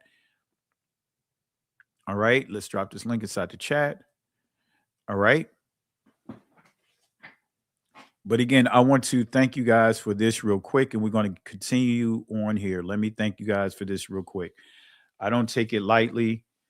Let me just open it up here. I'm going to hang it up once I do some revamping of this office here. I want to thank you guys for, making this possible, because I couldn't do it by myself. My wife couldn't do it we couldn't do it by ourselves. It's all because of you guys. So thank you guys for this right here. All right. Thank you guys for this right here. Really appreciate it. Hallelujah. Thank you guys for that. All right. So we woke now, community. Give you guys a hand clap. Give you guys a hand clap. Hand clap yourself. Give yourselves a pat on the back. Really appreciate the love and support. So right now I got it in the box. So I'm going to hang it up once I do all of this over the next week or two. I'm going to paint all of this up and do some things with this office. And then I'm going to hang this up right in the back here. All right. Let me just put this up here on my shelf. All right. All right. We're going to go ahead and continue here. I see Sister Carol and Berean Scholar in the building. Let me bring them in real quick. And then we're going to continue, family. All right. Peace and blessings. I want to say shalom to you, Berean scholar. Shalom to you, Sister Carol. Peace and blessings to you guys. Peace and blessing, brother. Can you hear me? Yes, sir. Yes, sir. Oh man, this is a awesome service. Let's go. Let's keep it up. Let's keep it up. Hallelujah. Appreciate you, my brother. Sister Carol in the building. Peace and blessing, my brother, and thank you, each and every one of you in chat, for the love you gave me. I really needed that today. Today was a hard day for me, and I'm really grateful for all the love that you sent my way. I just want to say that to you all. Hallelujah. And Sister Carol, if you want to drop a cash app inside the chat, it's up to you. And family, if you want to contribute, sow a seed into Sister Carol and her family as they go through this time of bereavement, really appreciate that. And Sister Carol, feel free to drop it inside the chat if you choose to do so. Okay, thank you. All right. So family, we're going to go ahead and continue here. And guys, you know how we do here. Whenever you guys want to, share a thought or comment, feel free to do so. Hallelujah. Brent Scott, you're going to say something? When I've been watching the numbers. You've been over 900 people on this live 3 times, and it dropped down to 850.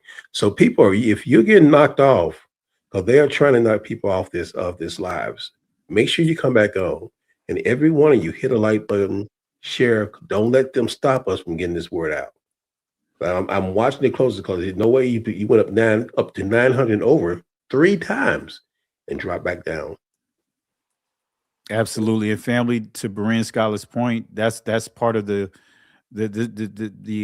system, right? Yeah. To suppress what we're doing, to give the appearance that not many people are listening to us. So they want to suppress those numbers because it does make a world of a difference to some people when they see certain numbers, So really appreciate it. Berean Scholar, you're going to say something else?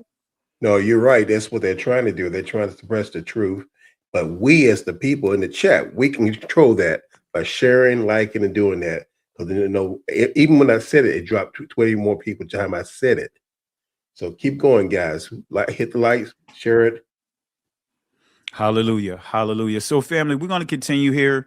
The previous source I shared was showing that the Mavumbas they described them as being black Jews. They described them as being praetors, Judeos.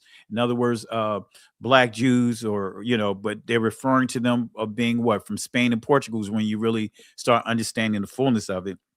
But we're going to let the sources speak for itself, because I want to share something to you guys of a great deception that is happening right now. How you start seeing how they start changing even the history books.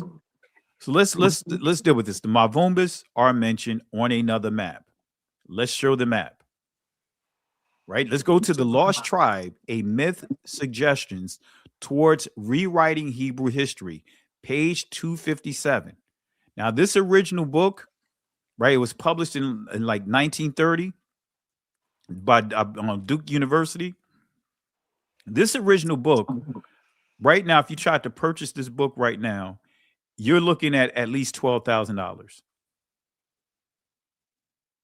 You can purchase the revision, but this book right here, the revision is about $200.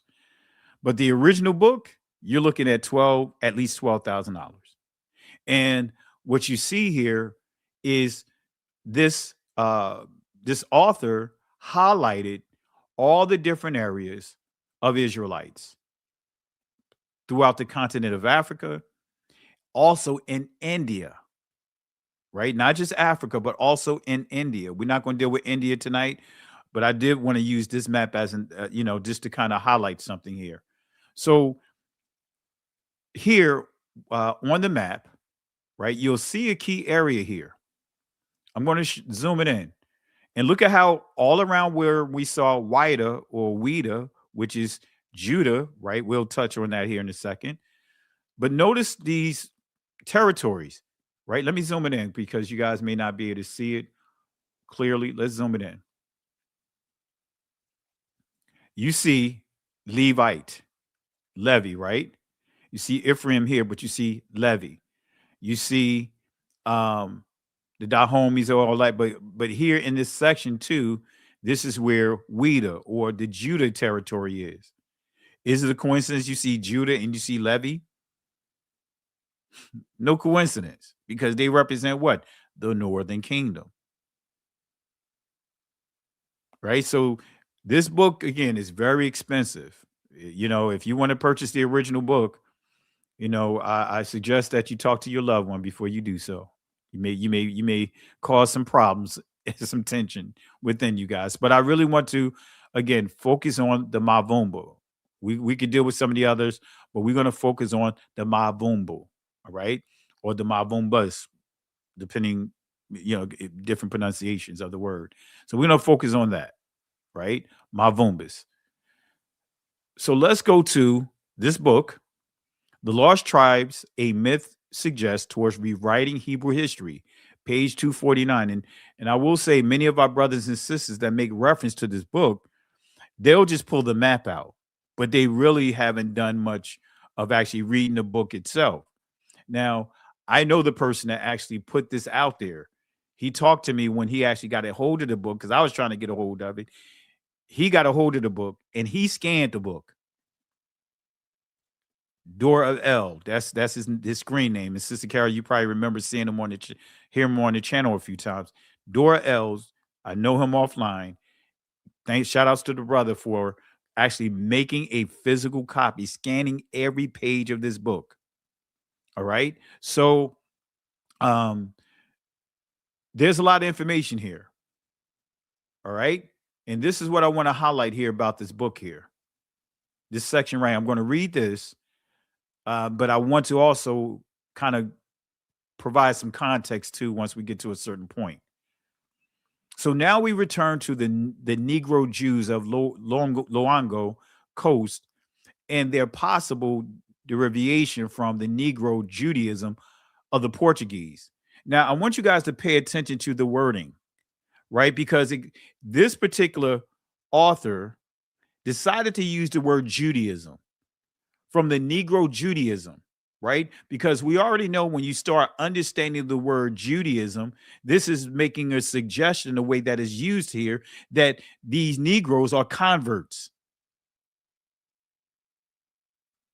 right? Because Judaism, even though the law of return officially put the definition there, but that's what basically what a Jew is.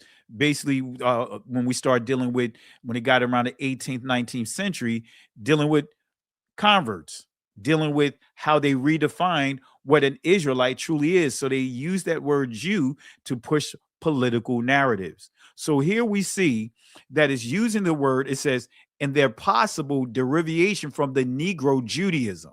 So this is dealing with religion. Judaism of the Portuguese Jewish colony of Sao Tome.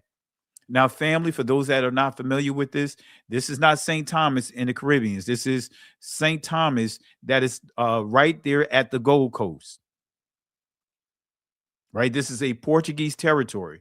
That colony was planted by King John in 1484 and supplied with Negro women from Longo Coast. But another important fact is to be added.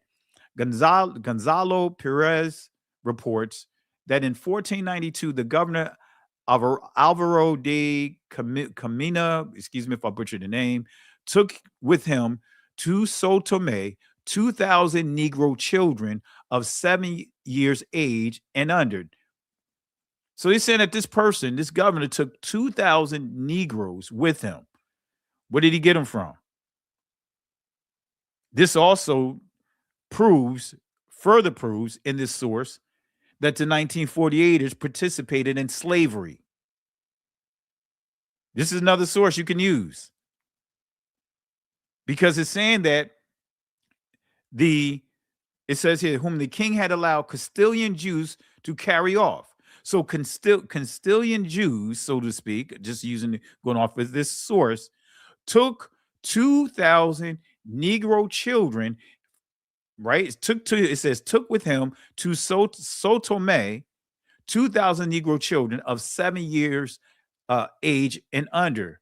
That sounds pretty questionable when we understand the Talmud. about what? Focusing on underage kids. What things were they subjected to? But we're going to highlight the territory where they actually got these kids from. But it goes on to say a few years before the establishment of the Inquisition in the Canaries, engaged in slave trade and aiding their refugee coreligionists from Portugal. But with the initial facts before us, we recognize that a considerable free Negro Judaism was certain to develop at Sao Tome. So they making it about what? Religion. And the reason why they doing this is to craftily try to give the impression that the Israelites in these territories, these areas, are converts stemming from them. Oh, y'all grab hold of this. This is the deception of this source right here.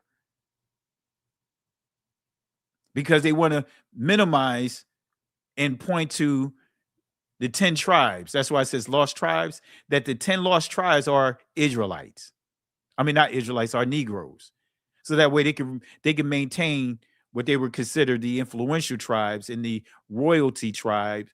That's Judah and Levi.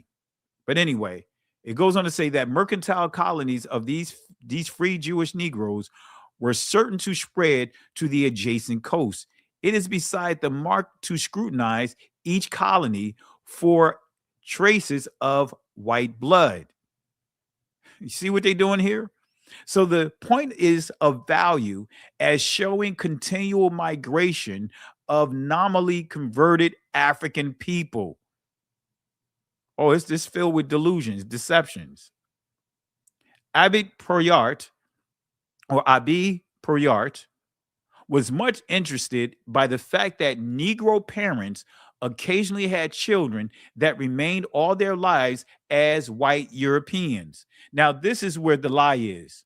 See, when you read between the lines, if you don't understand what albinism is, because albinism is part of what? Many Negro communities.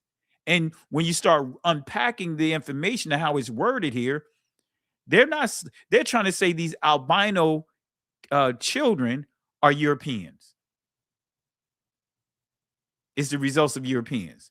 These always had blind or red hair and beard with feeble sight. That's the signs of what? Albinoism or albinism. Am I right, Sister Carol? You're muted here, but you're the medical professor. You know, you are the scholar. You have this area locked down. Am I correct when we see here blonde hair, blind or red hair, beard, but the key that gives it away is feeble sight? Correct. That's absolutely correct. Go ahead, Sister Carol. Go ahead. Do handle your business. Stand on your business right now. You said it just right. You absolutely told it correctly. We have all the margins of all ethnicities on this planet. And I'm going to address somebody who said something in chat since you're on this topic. It's a good segue to this person who made a comment. I think the person's name was the final boss, Priscilla, who made a comment and asked a question about why you're not addressing the quote unquote Hispanic Israelites and the quote unquote Native American Israelites. Well, first of all, based upon what you just been told, that they grabbed us from the areas from Portugal and along the areas of the Ivory Coast and brought us over to around the Americas, which means not only North America, the islands, Hispaniola, down to South America, Brazil, Chile, all that area. Just because it says the Hispanic, there are Negroes in those areas. There are Negroes among the American Indians. Not all American Indians are Israelites. Not all Hispanics are Israelites. We've migrated to all of these areas. All Jamaicans are not Israelites because you got white Jamaicans, you got Chinese Jamaicans. It's like you got different people here in America. You got white Americans, black Americans, Mexican Americans, all of them, but all of them are not Israelites. Negroes came over here. And to your point too, who are the people that came here to this country hijacking our people? Yes. They were from where? Spain. Spain. So let's not get caught up, family. I know that that's part of what the 12 tribe chart, you know, and to Sister Carol's point, as she made, that you have Negro Spanish, Yes. you know, Afro Spanish. That's what meant, even in Puerto Rico, many of them Right. that call themselves Afro Spanish or And Afro Afro-Latino. Latinos, Right. right? Because when you start understanding Christopher Columbus, they pretty much almost completely decimated, wiped out the original people there in Puerto Rico. The fraction of them that remained fled to the mountains, right? A lot of the people that's there, far as the slaves that was brought there as part of the trade, came from Africa. They were slaves. Correct. But that's a whole nother discussion. But I really appreciate it, Sister Carol. Anything else you want to add to that? I was Or going to say Berean that's. Scholar, if you want I to was say going to something as well. say when you was asking about the blonde hair, that's a recessive gene that goes on, that's involved with the albinoism, but that's definitely a part of our culture. We other races do, but we're not going to say the word races. Other ethnicities um, have that trait as well, but it's very, very prevalent among us because again, we are the beginners. We are the progenitors of all life on this planet. We create every single person on this planet. Absolutely. Berean Scholar, anything you want to say? Are you good? Can you hear me? Yes, sir. Just to back up what Sister Carol said, is a short video about interviewing the Afro Puerto Ricans. I'm on. And so, family, this is the dead giveaway. The very next sentence, right? Because if you understand albinism in many places in Africa, right, you have when you start getting into witchcraft, what you call it, you have witch priest or whatever you call, what do they call it, priestess, witch doctors. That's a term I was looking for. You have witch doctors over in Africa whom they, you know, some places over there that literally they kidnap and bring albinos to them as a fetish, as supposedly a healing. They kill them. You know, there was a woman, you could look it up, a mother that got sentenced to jail, I think a life in prison over there, that sold her daughter because she was real light, like hazel eyes, sold her to be used for by witch doctors.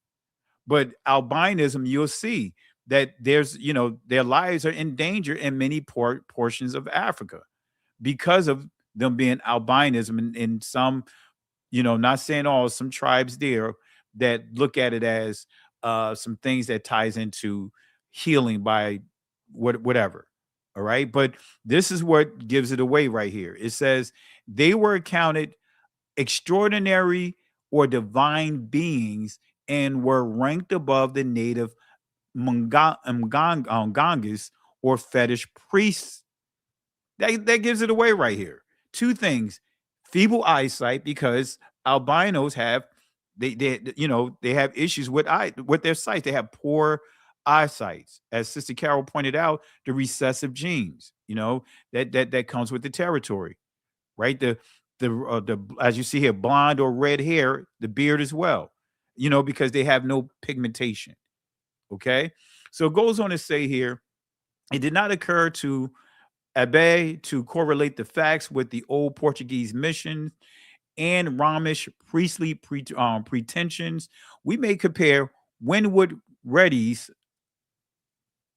or Reedy's or whatever statement that he met Negroes in Guinea who called themselves Portuguese and boast their Portuguese ancestry and scorn other Negroes around them through indistinguishable around them through indistinguishable who were indistinguishable indistinguishable from them. That's what it should be there.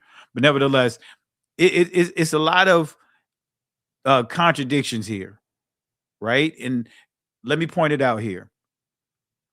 This is a good source, and yet it's a bad source that most use without actually making you know, man, I typed this in, man. I'm trying to get my thought together. This is a good source without actually making, not of the author attempt. Oh, I can't even making out or highlighted. I'll just paraphrase it here. This is a good and yet bad source. Most use this source without doing any type of research on the author's attempt to rewrite history. I'll just say it that way.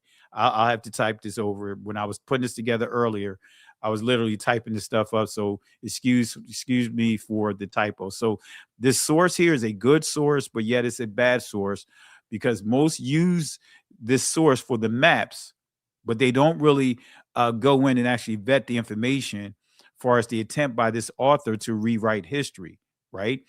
What's revealing is how the Lost Tribes, this source, a myth suggests towards rewriting history, right? But they're actually rewriting history. Just with some of the things that I read in this book, right? As I pointed out, was first published in 1930 by Duke University Press, subtly reframes what earliest cited sources already recorded about the Mavumbas, right? This source is cited in 1930, right? I'm not cited. It was published in 1930, right? Why is this important?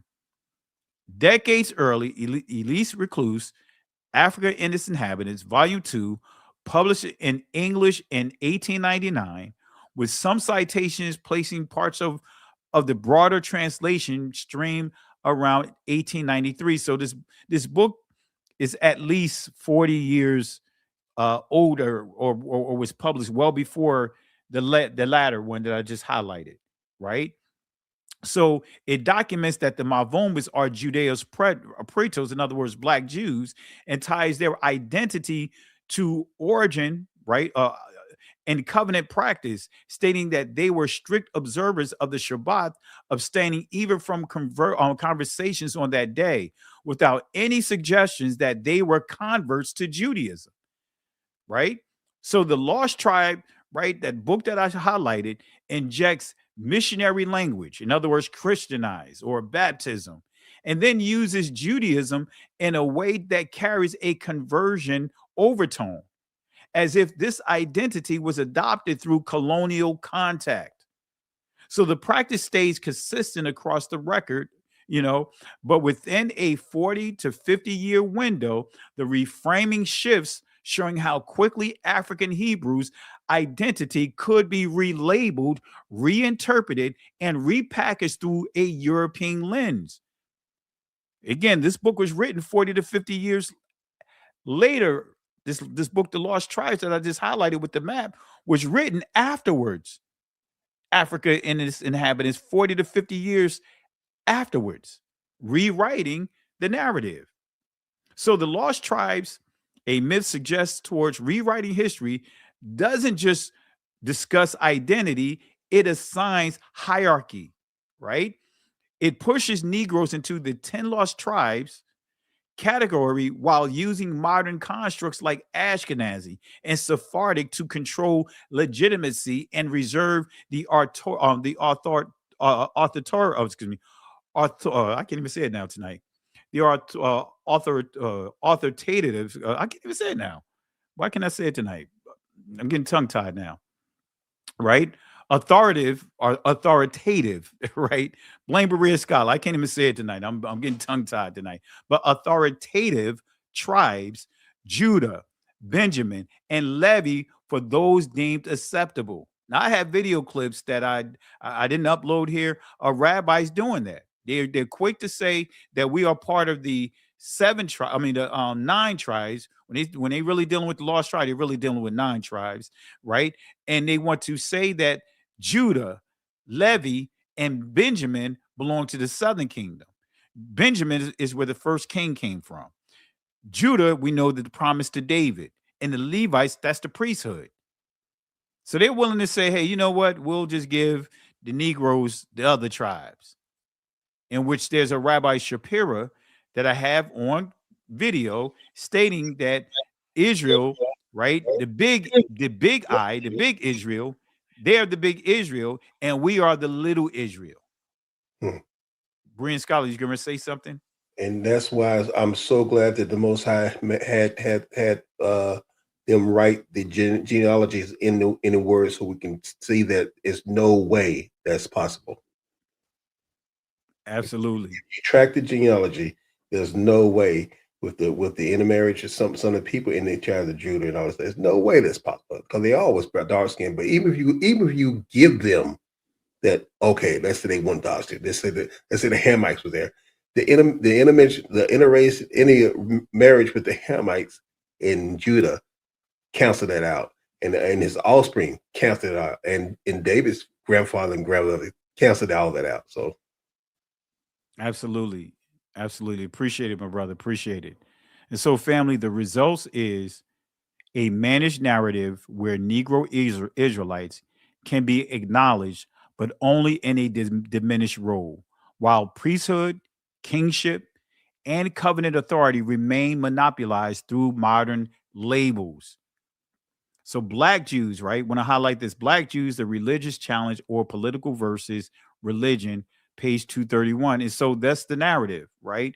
And even in this source is a great source, but at the same time, it still does the same thing, right? It brings up Judaism and as if we're identified by a religion. But the one thing that really I like to use this source from the perspective of even the requirements that it highlights. Were there Black slaves who were Jewish through religion? Notice what they said, through religion. In other words, conversion. Who maintained the faith of their ancestors after they had been forcibly transported to America. Only through analysis of mythology of the Jewish African origin of the Black Hebrews will this become clear. The following are the major sources that need to be considered, considered in such an analysis. A, witnesses, tales of those explorers who mentioned the existence of communities of Black Jews. And see, this is where I don't like that racial construct, because when you say Black Jews, you say white Jews. When you start understanding the fullness of history, family, and I'm going to show some additional sources, these are, when we see Black Jews, really we're dealing with the original Israelites that was scattered. When we see the people that we're dealing with here, like the so-called white Jews, those are the ones that converted. Those are the ones that hijacked an identity that didn't belong to them. They were the ones that was enslaving our people, right? When you start even understanding the Spanish Inquisition. All right, so B, rights and customs, and these are what they use to determine who's who. Rights and customs, which have more or less explicit analogies with those of Judaism. Still dealing with a religion. We see how they push the religion of Judaism. The Israelites were not practicing Judaism. Moses didn't practice Judaism. Abraham didn't practice Judaism. Shem didn't practice Judaism. Adam didn't practice Judaism. Judaism is a religion. All right. Anyway.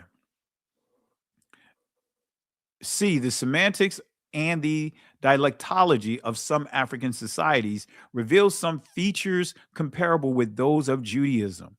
D, the deductions and conclusions of anthropological and sociological work done in Africa. See, this source, they'll say that, yeah, you had Israelites on the slave ships, Jews on the slave ships, but they're using it from a perspective of converts, because they're trying to say that the original Negroes converted to Judaism that was enslaved by their Jewish masters, so to speak. And that's completely incorrect. But it goes on to say, it is well known that 1,500 years before Islam, Judaism was present in Africa. It says 1,500 years before Islam. Islam is what? 6th century. So they're saying 1,500 years. Wait a minute. So how can they be converts? Does that make sense? Correct me, guys, if I'm seeing this wrong, because Islam was developed in, officially, if you really want to put it all together, the Quran is like a 6th century writing, 6th, 7th century writing. So it didn't exist prior than the late 6th century, early 7th century. So this is saying it is well known that 1,500 years before Islam. So we're getting into the antiquities. This is the ancient times. 1,500 years before Islam, right? So that's basically telling us around 1,000 years BCE that Judaism, but it's not Judaism. The practicing of Torah, the practicing of the law and the prophets was present in Africa. See, this is where you start seeing the contradictions. They give the impression that they converted over to a religion when actually, no, you just told on yourself right here. How can they be converts 1,000 years BCE? Sister Carol Berean Scholar, any comments? You hit it right on the head. Yes, thank you, because that's part of the brain hack. There was no Judaism. And family, this is right here.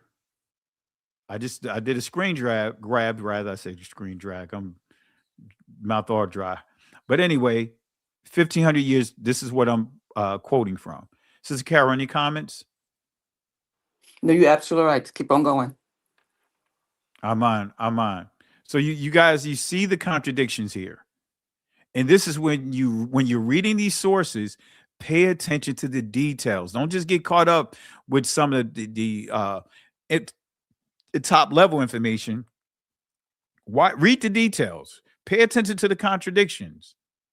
So look at what it says: travelers' tales and the stories of journeys across North Africa, the Sahara, and the Sudan provide considerable evidence of the existence of Jewish communities on the African continent.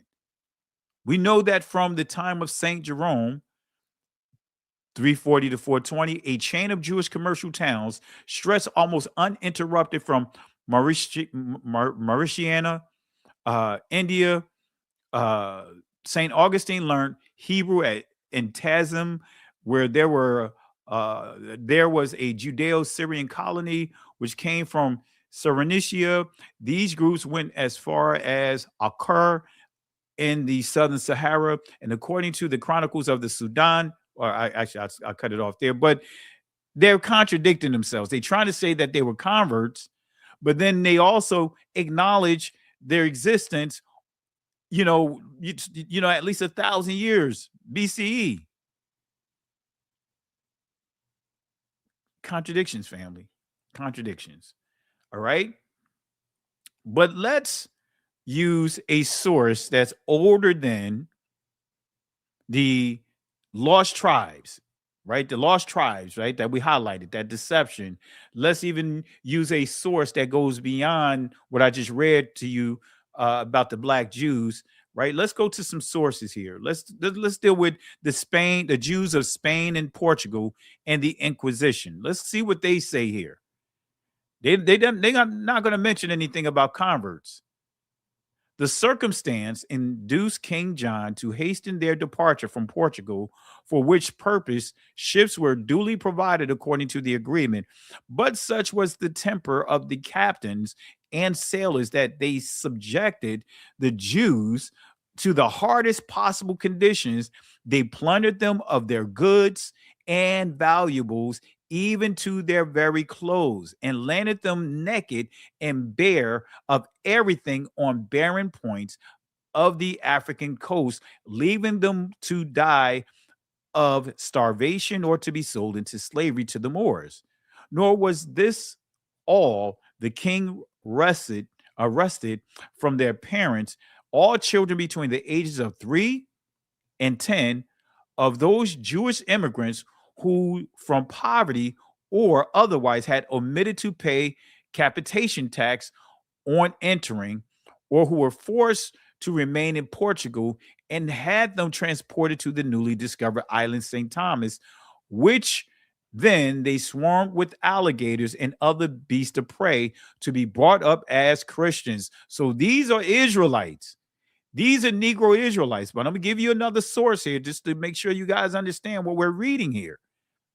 So they converted them to Christianity. There were Israelites who the Christians converted, made every attempt to fully convert them over to Christianity. But let's give another source here. America being the latest and most accurate description of the New World, page 574, right? John Ogilvie. Look at what he says here, right? This is Old English, so I was going to read a little funny here. So I'm going to read it for what it is. Wherever you see an F for the most part, in certain words, it's an S. All right. So the Portuguese that dwelt on this island informed the Netherlanders that few lived above 50 years there. Yet, notwithstanding, the great gain tempted them to tarry, several of them having 200 or 300 Negroes that worked in the sugar mills. So this telling you who owned them, right?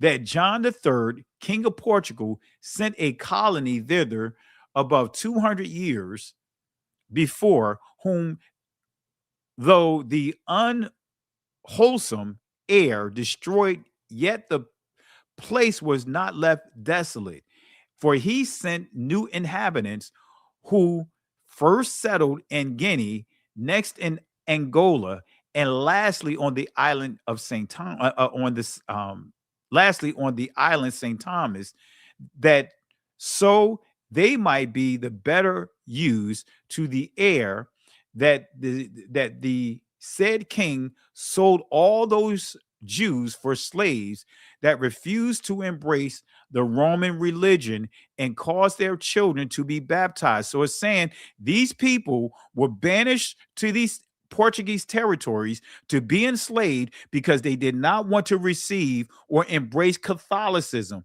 So let's see who these people are, because we never heard the 1948ers say that they was enslaved in these different parts of Africa, but we have a source here proving that these people that was banished from Spain and Portugal, they were banished and sent to these Portuguese territories because they did not want to what? Convert over, or should I say transition over to the Roman Catholic belief system. They were holding on to what? The law and the prophets, not Judaism. So they did not want to convert over to Roman religion and cause their children to be baptized, from whom, in other words, coming thither in great numbers, most of the present inhabitants were descended. Okay, but here's the kicker. This is going to bring the nail in the coffin. The Critical Review, or Annals of Literature, Volume 5, 1783, page 141. Look at what it says. By a Society of Gentlemen. Look at what it says here, page 141. So that way we get proper context of who these people were being kicked out of Spain, who was enslaved in these different Portuguese territories. Starting with here, look at what it says. King John II, 1492, expelled all the Jews from the island of St. Thomas, which had been discovered. Well, let me say it again. Expelled all the Jews to the island of St. Thomas, which had been discovered in 1471, and to the Portuguese settlements on the continent of Africa. And from these banished Jews, the Black Portuguese, as they are called, and the Jews in Longo, who are despised even by the very Negroes, are descended. By these colonists, St. Thomas soon became a considerable place or trade, and valuable for its sugar plantations. 30 years after their settlement, not less than 150,000 Arabs, or 30 pounds weight each, of sugar were exported in the engines of 60 sugar works turned by slaves. These Negroes were purchased in Guinea, Congo, Menicongo, and the colonists had plantations furnished with from 150 to 3,000 Negro slaves.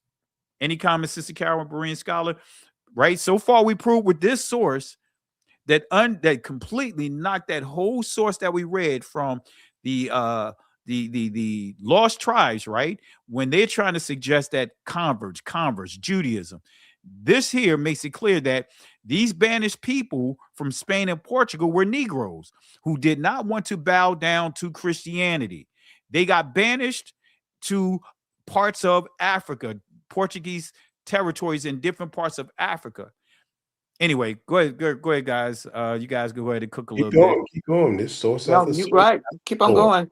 And I agree because I'm from, according to my DNA, the Portuguese had Gabon, and Gabon is where I'm located too. So that is absolutely correct. Correct. They Family, took it's it. right there in our face. Oh, go ahead, Sister. I thought you No, no, go spoke. ahead. Go ahead.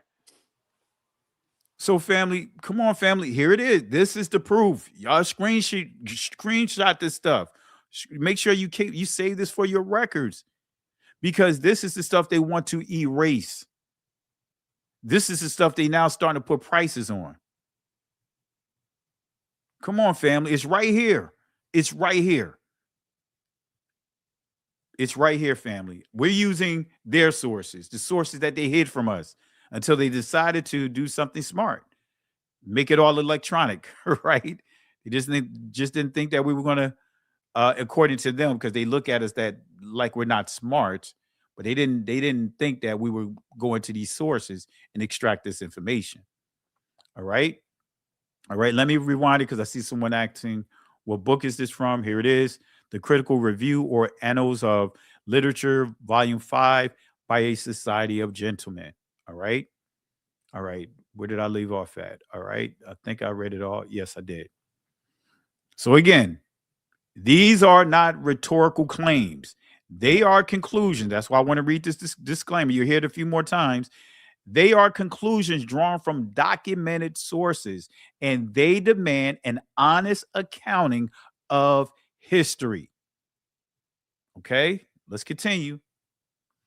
Let's go to Ramirez, Spectacle of Nature, or Conversations Concerning the Particularities of Natural History, Volume 7, Part 2, 1754. Let's see what it says here. You guys seen this map right here, right? I tell you, family, when I was doing my research a few years back, I was going in and I came across this map because I know that King Solomon made trips to different parts of Africa. And guess what? This proves it. This is going to prove that there were, according to that source, Black Jews that we highlighted the contradiction, trying to insinuate that they're converts, but yet said that Judaism existed in West Africa, in these territories, saying that it existed 1,500 years prior to Islam. And that takes you back to what? The 1000 BCE. So look at what this says here. It says here, in this map, 1754 map of Africa by Gabriel Ramirez, it covers the entire continent of Africa with adjacent parts of Europe and Arabia. The map identifies the biblical port Ophir, associated with the legends of King Solomon. Ophir was said to be a kingdom of limitless wealth from which Solomon collected the gold needed to construct the first temple. Family, this is why they're bombing Sudan. I thought I just mentioned that. This is why the 1948ers are in cahoots with the Emirates, and they're bombing Sudan. They're bombing these historical areas to erase history because they don't want people to understand about the pyramids that's in Sudan. There's far more pyramids in Sudan than what it is in Egypt. They don't want to share that history. They don't want people to know that history. They bombing these artifacts. That's why when you start understanding Iraq, when Iraq was bombed, there was a lot of historical artifacts that was destroyed, and they pillaged it. They're literally taking these artifacts out of Sudan right now.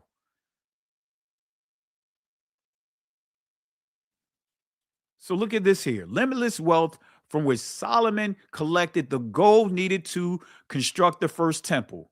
So they're making it clear in this source that King Solomon took gold from a particular area in order to build the first temple. Well, where did he get it from? Look at this here. The true location of Ophir is a matter of significant debate among biblical scholars. In archaeologists, right, African, Ceylon, Malay, all being viable options. From the 16th century on, most, as per this map, believed Ophir to be located either around in or around the African kingdom of Monopatapa.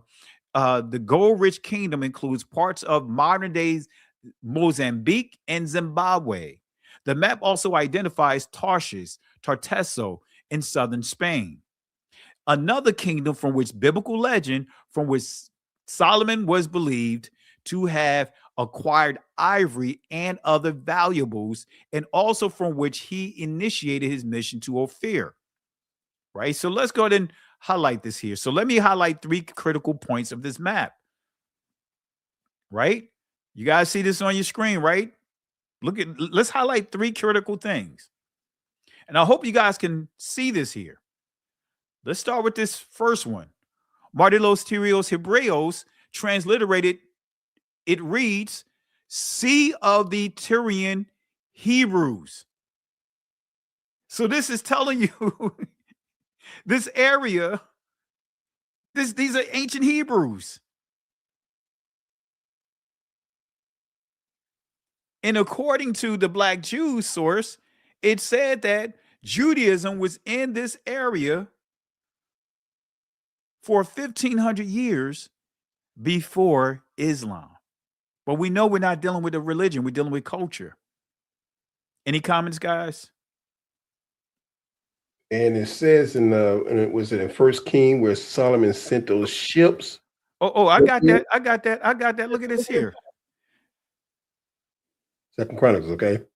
And it's in Kings as well. I got Kings on here. I'm gonna bring up that passage, but it's in Second Chronicles as well. You hitting it on the nail. Go ahead, read it, Brian Scholar. Go ahead. I'm saying, for those who like to tell us that a certain places in South Africa, we wouldn't have to send a ship to Ophir. Mm-hmm. Sister Carol, any comments? No, you guys both you hit right on top of the head. But the proof is in the pudding. Yep. This is the old information. These old books have all the truth. Even when you go to, when you go to AI, those domains that it goes out to pull this information is pulling from these old books. That's why it's telling you certain things when you ask it stuff, because it's pulling from these old books that's out there on the domains,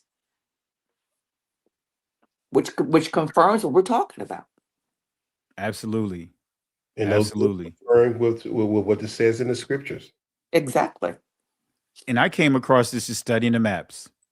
That's it. I was literally just going into the library looking for maps, and I came across this map right here. And they never thought that we would go look this stuff up. That's the key right there.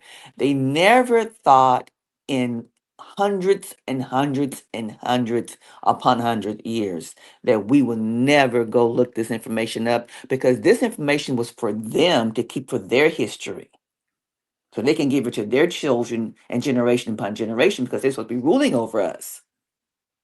That was the plan. We were never to be educated to their information. Amen. They were supposed to continue controlling us. We're supposed to stay enslaved to them. Absolutely. And this information was supposed to be hidden and given to their children. Now we're digging it up and they're trying to destroy it. That's what's going on right now. Destroy all the history, because they don't want us to continue digging this information out and exposing all over social media and telling our children. And Pastor, just like you said about the ones of us who are saying that, well, Israel is not a land, it's a people, and they're giving up what y'all had given us. The same way there's some people trying to, well, Israel wouldn't really end. What we said is, no, the scriptures tells you where Israel's at. In fact, even this tell you where King Solomon sent his people to. You wouldn't have to take a ship to go there if you was in Zimbabwe. Mm-hmm. Exactly. You hit it right on the nail. And so, family, this third arrow that you see here, that's Sao Tome. And look at the route here, right? Because they couldn't just travel across this land, so they had to go all the way around this entire continent to get to Tarsus. But they had to go to this Gold Coast right here. This is a port right here. This whole territory, you have the Republican of the Congos. You have what is called Nigeria today in this area. You have the Gold Coast in this area, which is Guinea. Above this area right here, you have Negro land. But in this territory, this is the Gold Coast. And south of that Gold Coast port, you have Sao Tome. Is that a coincidence?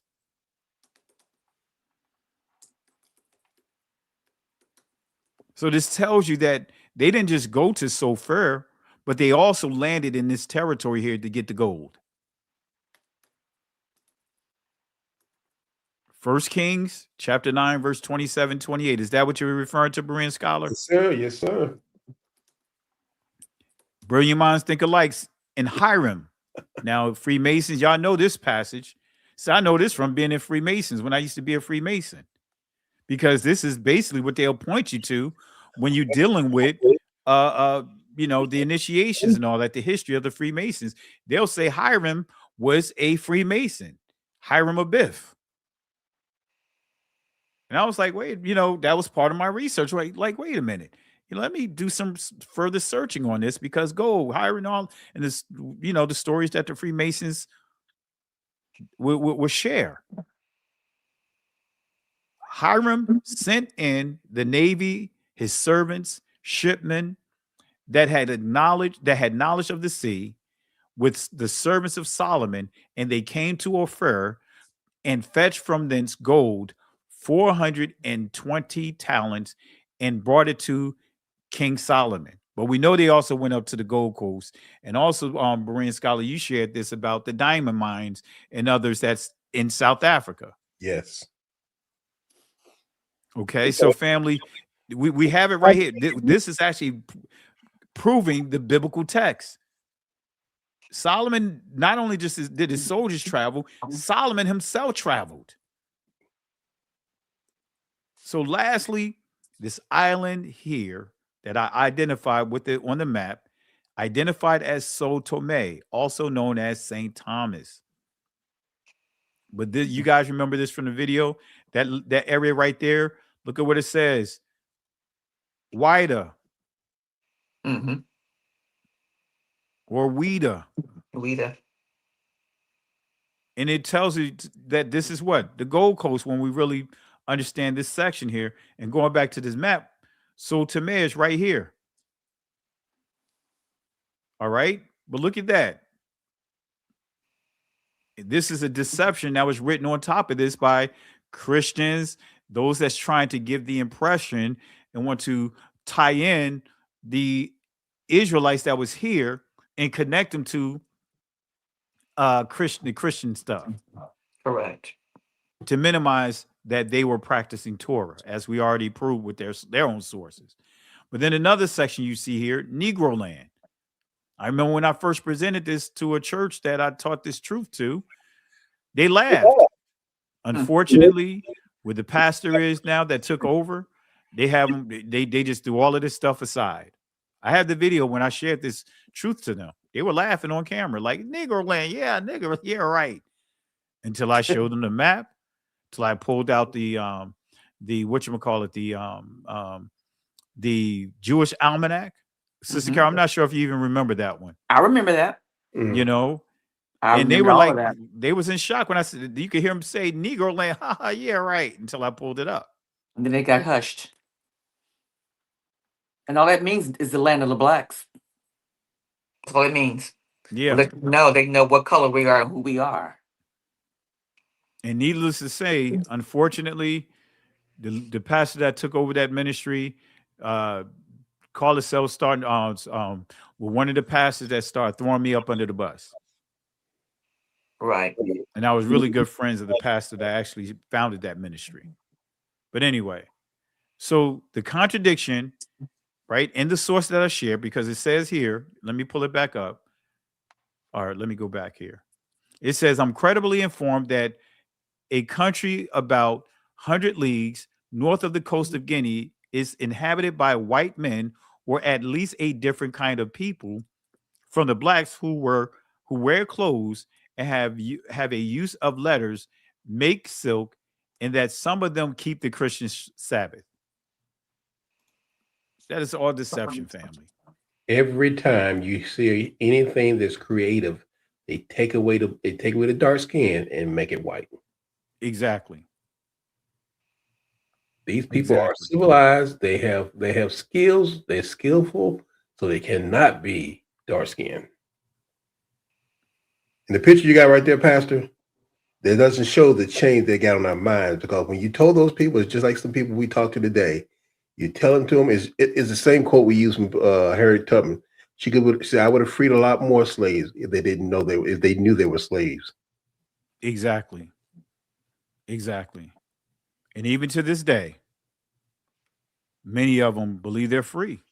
Yeah. Or really are enslaved. Sister Carol, you saying something? No, I didn't say anything. Oh, I thought I heard Sister Carol. All right. Sorry about that, Brilliant Scholar. I thought I heard Sister Carol. That's okay. That's okay.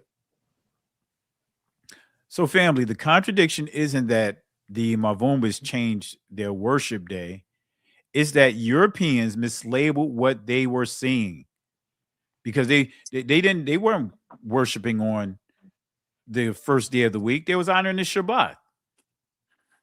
And in the source that I shared with you initially, Africa and its inhabitants, it said that they were honoring Shabbat. It didn't say anything about a Christian Shabbat. They're dealing with the same people here. So the Europeans are the ones that mislabeled what they were seeing. They're the ones that used that deception.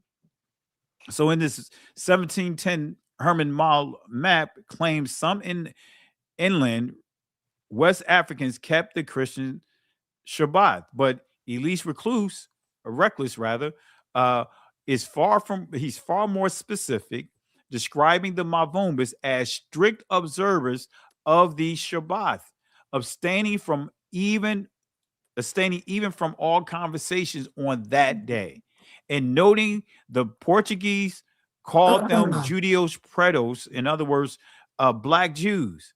So this is not an assumption. This is based upon their facts. So that level of strict separation aligns with the seventh-day Shabbat pattern found in the law and the prophets, not modern Sunday church culture. In other words, the practice remained the same, but the colonial narrative tried to reframe it as Christian to fit a European lens, as we share with that lost tribe source that I shared.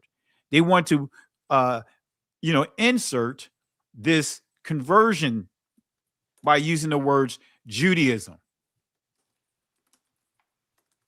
like the black Jew source, converts to Judaism, but then they contradicted themselves, saying that we were practicing Judaism in that part of Africa for at least 1,500 years before Islam was created.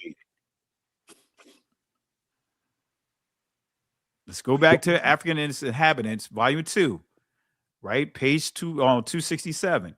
He's going to make it clear of what that word Wida or Wida means. I'm not going to speak for it. I'm going to let this source speak for it itself. It says here, guarded by the important town Lewe, known to Europeans by the various names, Fida, Heveda, Wida, the old writers called it Judah. And its inhabitants were said to be Jews, while the neighboring river Alala, whose real name is Ephra, became the Euphrates. All right? According to this source, Wida is Judah. It makes me think about KRS-One. Wida. Oh, yeah. Think about what KRS-One with nuggets he was dropping. He kept saying what? Wida. Oh, anyway, man, I'm going a little old school for some of you guys. So I'm gonna make it clear, family. This is not my interpretation, because when trolls and people want to come at us, they make it as if we wrote these sources. They make it seem like this is our interpretations. No, these are the sources that I share with you. They define what is on that map. They define what it means. Let me rewind it here. So anyone that may be connected to Candace Owens, share her these sources. It says here, the old writers called it Judah. So when you saw Wido on the map, guess what? The old writers called it Judah.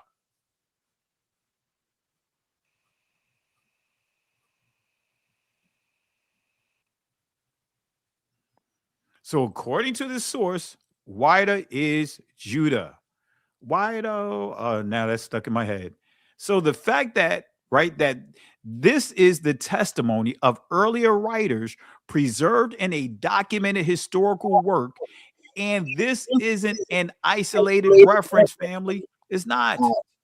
There are multiple maps. I got plenty of maps I could show you, and sources that confirm the Hebrew identification of this territory and preserved its original name before later revisions and omissions occurred. So, what did Shakespeare, his contemporaries, and the historians of their time say about the Israelites, especially when we're dealing with that territory of Spain and Portugal? If you pay attention to Shakespeare, Shakespeare was dropping, like we would say back in the day, he was dropping science. Now I'm getting into Craig G. Boom, boom, boom. Anyway, dropping science. He was really sharing some information. Shakespeare dropped some information that was whitewashed. But not only Shakespeare, but others that was during that time. His contemporaries, they made it clear about the identification of what today they refer to as Black Jews, but dealing with Spain and Portugal. Look at what it says. How did they describe them? What caused the shift? When did the shift occur? All religion, right? This is Atlas Geographus, or a complete system of geography, ancient and modern for Africa, volume 4, page 38. Look at what it says. The present Christians in Africa are partly strangers and partly natives, some of them slaves to the Turks and barbarians, and others free. Some of the Jews who inhabit both sides of the Niger derived themselves from Abraham. Others fled hither from Aphia and Vespian, destroyed Jerusalem, or from Judea, and was wasted, right? That's what it should, I'd say is wafted, but wasted by the Romans, Persians, Saracens, and Christians, right? Crafty councils. Some were banished from Italy in 1342, from Spain in 1462. Notice we said Spain, right? We're dealing with Spain again. We're not dealing with the Caucasians that tend to be defaulted of being banished from Spain. We're not dealing with those that hijacked that identity, that was doing all kinds of Talmudic practices. We're not dealing with them. We're dealing with the people, the original people that was enslaved by them and other communities opposite of ours. So it says here, from the Low Countries in 1350, from France in 1430, from England 1442, these all differ, inhabit, and are divided into several wealthy and numerous tribes, but have no dominion, are despised of all nations, and so abominated by the Turks. Right? The Turks, right? That's the modern Arabs. The Turks, that's connected to Japheth. The Turks, that's connected to the Khazarians. The Turks, that's connected to what we see modern day Russia, modern day Ukraine, modern day Poland, Romania, all those places. They also are known as the Scythians. They're also known as the Vikings.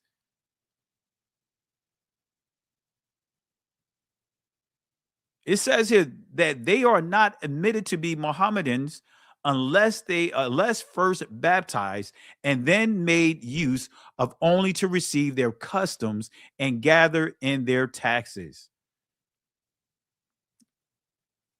All right. Are there any proof Negro Israelites were in Spain and Portugal? Let's give it another source. Memoirs of the Secret Service. Memoirs of who? The Secret Service. And John Mackey Esquire, this is a lawyer. During the reigns of King William, Queen Anne, and King George. Look at what they say about this, right? I'm highlighting this for a reason. Daniel, right? Daniel. Earl Daniel of Nottingham, right? Secretary of State. So this is telling us that Daniel here is of a high position, a high role. He's the Secretary of State. But look at how they describe him here, right? Let's go to the next page here. Page 26 of this source. That's the screenshot right here. It says that he was very tall. He was tall, thin, very black man, like a Spaniard or who? Jews. Oh, let me zoom this in. Let me zoom this in. Say it again. Y'all see that here? Says in his habit, right, and manner, very formal, a tall, thin, very black man, like a Spaniard or Jew about 50 years old. Why don't we see tan? Why don't we see olive? Why don't we see Mediterranean? Why don't we see any of these so-called modern constructs that these people have created? Why don't we see Arabic type of people? We don't see any of those things. Why don't we see what we see today about, then what we have come to been manipulated to think about the Sephardic, so-called Sephardic Jews?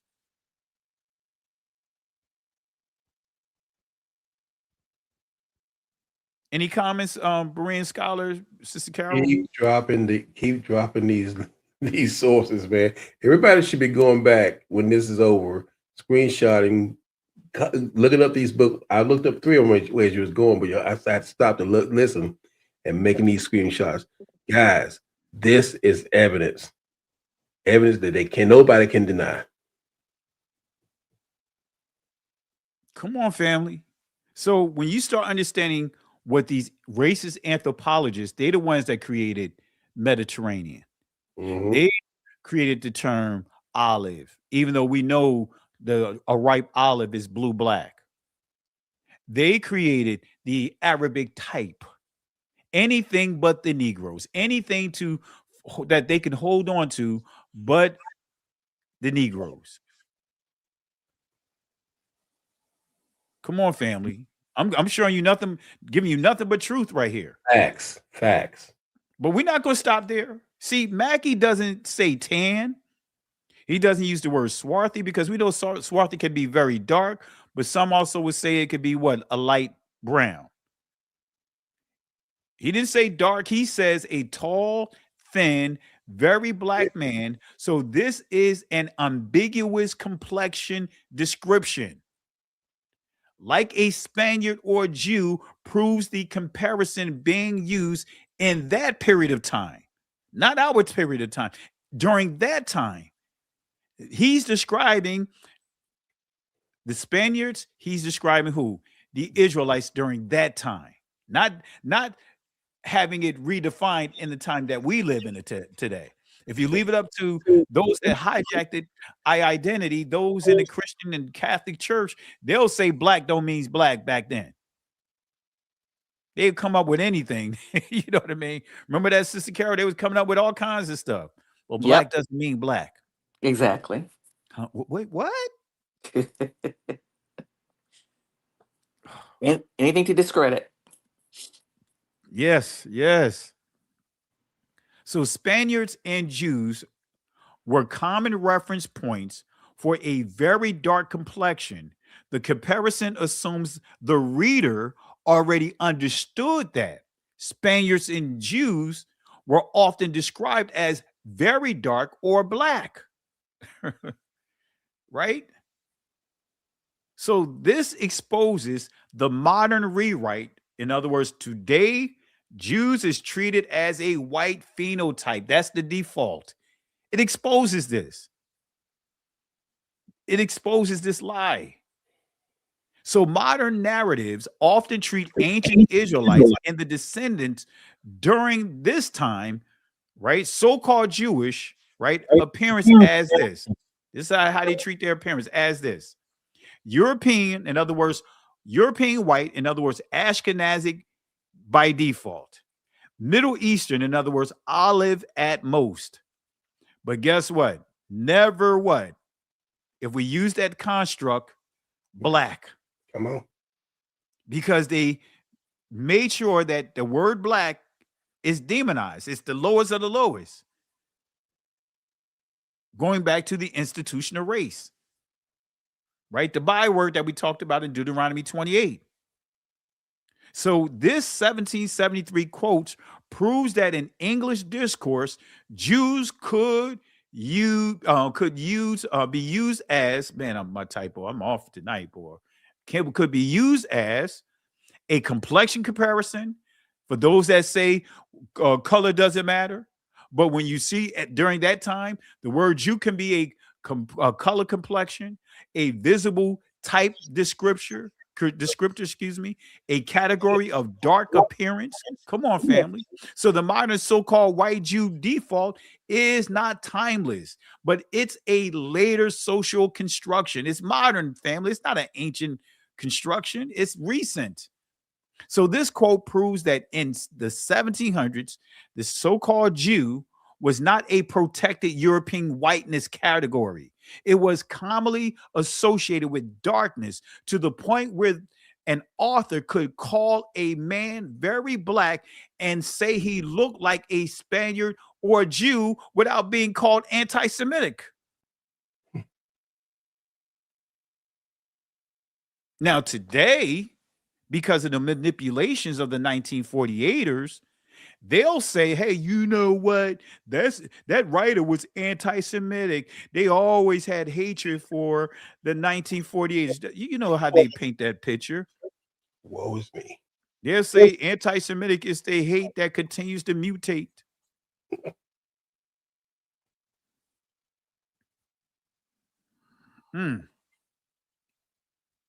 Here's another source here, right? Family, they were doing everything to mess us up. The Jews of southern Spain and compared them with those of Holland and northern Germany to perceive a very striking difference. The Spanish Jews is always dark complexion, and his hair is uniformly black. Always. How did that change? Didn't say anything about an Arabic type of people. But where am I quoting from?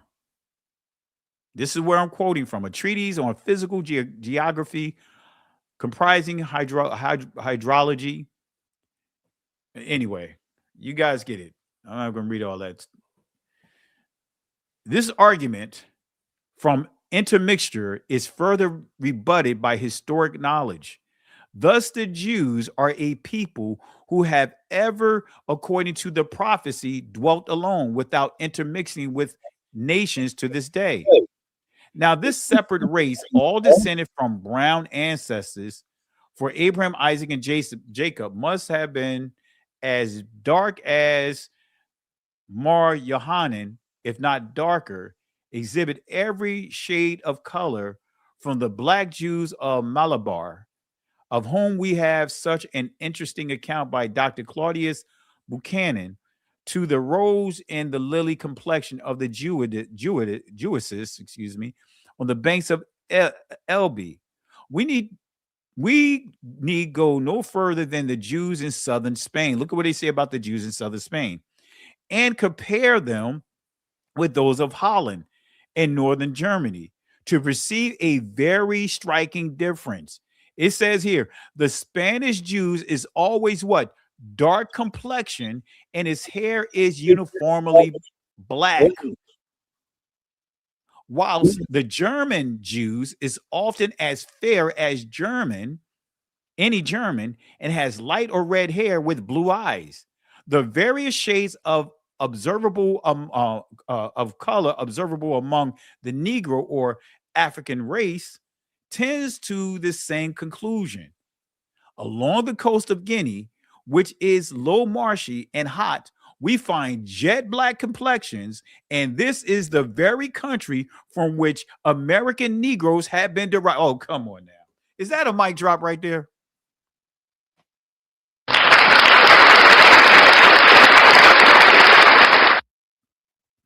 Family, and this is dealing with the Spanish. Let's go back here.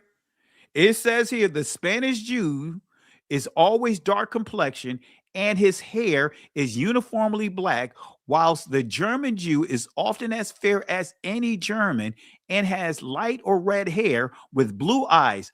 The various shades of color observable among the Negro or African race tends to the same conclusion. Along the coast of Guinea, now the coast of Guinea, that's going to the Gold Coast that we highlighted in the previous map, which is low marshy, and hot. We find jet black complexions, and this is the very country from which American Negroes have been derived. But when we come to the elevated regions of the interior or pass into southern Africa, we find the very same race of various shades of brown, from a dead mahogany to a light copper, like that of the Falaz and of the Kong Mountains. All right. Now, look at what it says here. Some were banished from Italy, 1342, from Spain, 1462, from the Low Countries, 1350, from France, 1403, from England, 1422. And this is coming from the Atlas Geographus with the source that I highlighted. But we got to answer another question here. Are there any proof Negro Israelites were in Italy, France, and England? And we're going to have to continue this next week, but I'm just giving you a little more information. Let's do one more source here. The depiction of the Israelites in Amsterdam. Look at here. Going to Shakespeare and the Jews. James Shapiro, 1996. This has so much information, family, that if you follow the sources that's cited inside here, it'll give you so many additional sources. This is what I do when I come across a source. If I see that it make references to a source at the footnotes, I go to that source to make sure that they're properly vetting the sources that they make a reference to, even if it's just a line. Well, let me see what that line says. I'm like, oh, wait a minute. Okay, there's some more information there. Come on, family. Give me a lot of sources here. Well, look at what he says here. The accumulated experience over 100 years of travel, trade, conquest had convinced Europeans that some of the accepting stereotypes of Jewish racial otherness, including the belief that Jews were black, needed to be qualified. When William Brereton jotted down his impressions of the Jews in the synagogue in Amsterdam in 1635, he noted that the Jewish men are most black. That's pretty much saying very black. Very black. And insatiably given unto women, drawing here on contemporary prejudices linking blackness and licentiousness. I can't even say it now. Licentiousness, right? Or synonymous to lasciviousness. All right. But look at what it says again. It says that what? These Negroes were what? Most black. Very black. And when the Scottish minister Robert Kirk toured London in 1690. Now, this is what, almost 60 years later, he went to the same synagogue, and look at what it says. He also paid a visit to the synagogue. Where he observed over 200 Jews worshiping. He noted in his journal that they were all what? Very black. Oh, come on now. Bing. He said that they are what? Not just black, but what? Very black. Very. And this is dealing with the same people.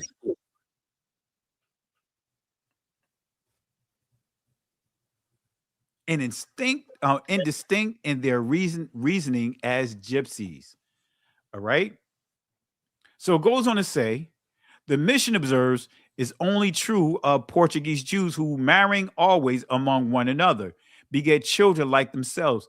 Consequently, the swarthiness of their complexion is entailed upon their whole race, even and the north. So they're saying here, let me make sure you understand what it says. It says the mission observes it's only true of Portuguese Jews who marrying always among one another. So it's saying they didn't mix.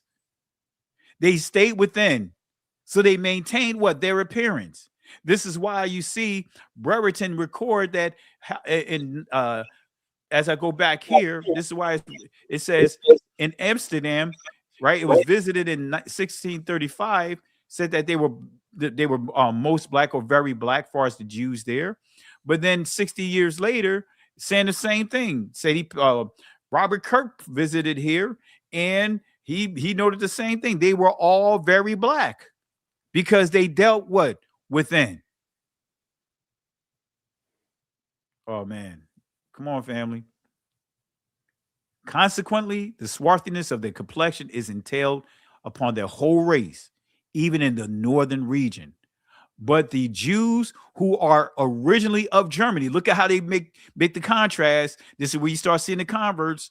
Jews who are originally from Germany, those, for example, I have seen in Prague, make a note of Prague, right? For when you hear that name in the modern news today, who's hijacking identity, who's trying to replace what's that PBS? Matter of fact, Candace Owens and Charlie Kirk and all those guys used to be connected to Prague. They were paying Candace Owens to do what she was doing in the past. Prague you. I have seen that Prague are not blacker than the rest of their countrymen. Even so this is making it clear that the so-called Jews in Germany didn't look like the Jews of Portugal. Didn't look like the original Jews of Spain and Portugal. Converts, family, converts. That's Prague. Or Prague, excuse me. I don't know why I keep saying Prague. Because it's late. All right. But let's go to another thing. Thank you for the correction, Sister Carol. I don't want to deal with Cleopatra. I think this may be a good stopping point. Yeah, this is Breton. He's just confirming what I read from that source. Well, thank you, Sister Carol, for catching me here. I'm messing up tonight. Blame Berean scholar. Well, you were thinking about Prague you from Prague. Right. I was thinking of Prague you, man, but still Prague you though, family. They are hijacking. That is a 1948 organization that is literally coming up with cartoons and everything. Correct. That they're going to use as being the educational channel. They are putting out falsehood and changing history. Mm-hmm. So this is the source that initial source by that I highlighted about the that I just referred to. Let me go back here. I want to skip all the way back. Let me see here. That's the source I just highlighted from Shakespeare and the Jews, right? That's what I just highlighted here. So going back here, this is confirming what he pointed out there. They're men most black, full hair, insatiably given unto women. Their wives restrained. But this is making it clear. Let me rewind it here. Oh, I got it here. It says here, their widows distinguished from all other women, Jews by white veils hanging to their backs. They will not bury amongst the Gentiles. In other words, the other nations. But it says that their men, most black, very black. All right. All right. I'm not going to deal with this here. Just dealing with the toi. All right. I think that's it. All right. That source is that I just bypassed. That's just proving that the original. I can't think of it now. St. Patrick's, right? Dealing with the what's the territory?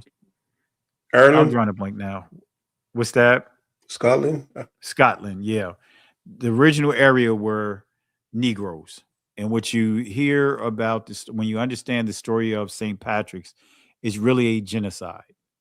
All right. But anyway, we'll stop right here, family. We're going off almost 3 hours strong, and I'm getting sleepy. I'm fumbling even over just saying something so simple as saying something so simple as something so simple as. See, I'm fumbling even over that.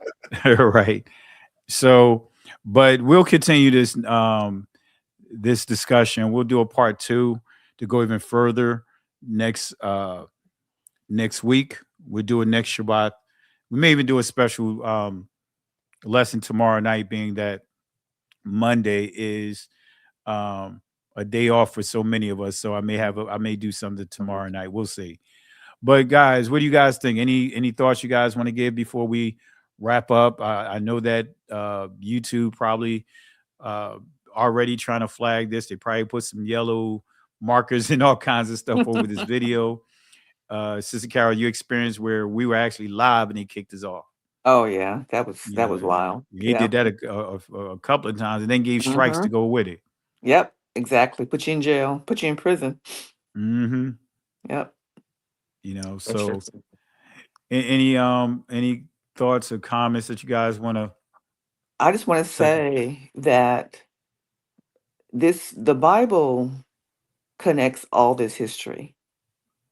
All we're doing is confirming what's written in the Bible with the history surrounding with the people what they did with the scriptures. I know some people in the chat are quoting Christian doctrine, and Christian doctrine was just another source to keep us away from the truth that we're discussing with you tonight. Yep. That history connects to everything that we talked about tonight.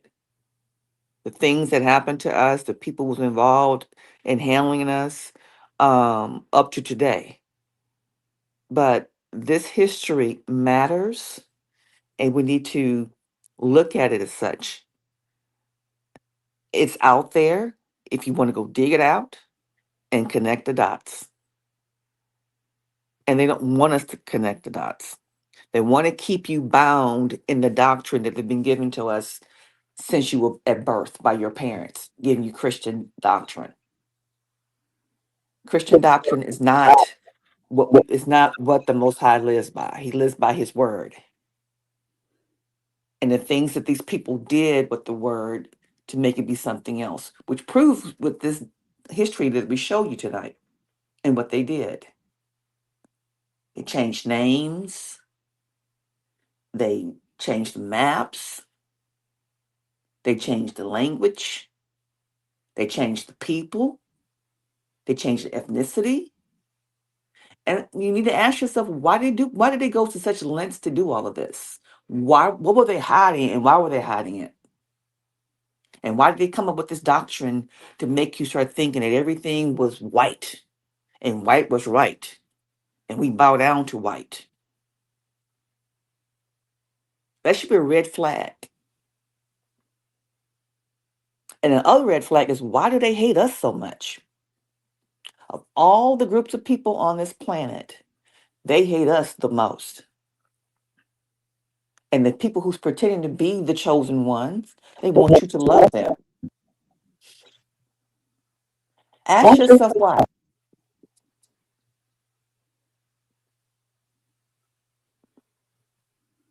Absolutely. You hit it on the nail, Sister Carol. You hit it on the nail. And you know why they hate us? Because sometimes, people develop a certain hatred or jealousy when they know they can't do what you do. Correct. When they know that no matter how much they try to articulate the word, they can't articulate it like us. No matter how much they try to sing, whatever the case may be, because the Most High made it clear, He gave His word to us. Mm-hmm. He spoke directly to us. He didn't speak to any other nation. That's right. That's right. So the jealousy is, no matter what, they have to come through us. No matter what. Even their deception about the third temple, building of the third temple, they still, in that deception, realize no matter what, even that deception, they still have to go to the original people. Mm-hmm. And this is why they're doing all kinds of deceptions to get people from like the Limba community, the young people that really don't know this history, to go up to Israel. Right, and convert. And They convert. want them to convert so badly, they don't know what to do. And so, family, that's the playbook. We and Sister Carol, we talked about this years ago about everywhere they go, they always go to our people that are scattered. And the key is they want to give them a copy of the Talmud, right? And they want to convert them over to Judaism. Exactly.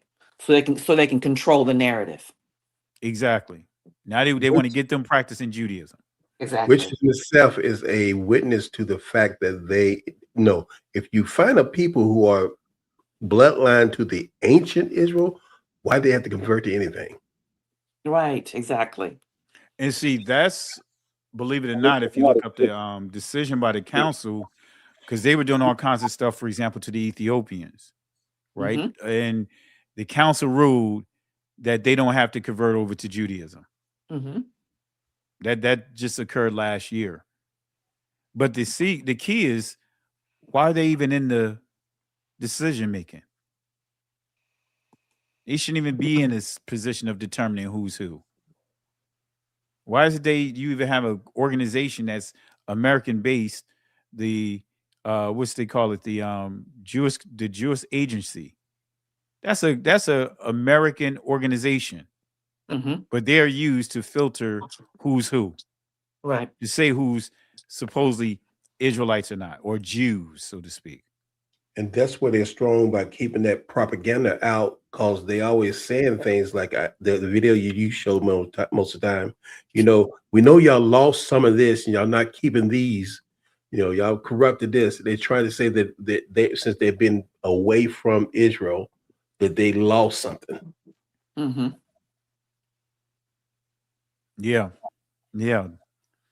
This is the video, family, and I'll play it real quick, and we'll get ready to wrap it up. But this is the video that Berean scholars make a reference to. You know what you are? You're an ancient Israelite. Ancient Israelite, that's who we are. That's who we are.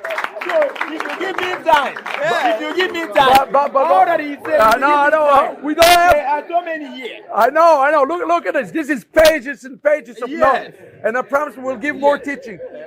But here is my challenge to you. All right. I'm hearing some of your traditions. It's like the days of the Bible. Yes. Do you want to remain ancient Israelites, or you want to be Jews?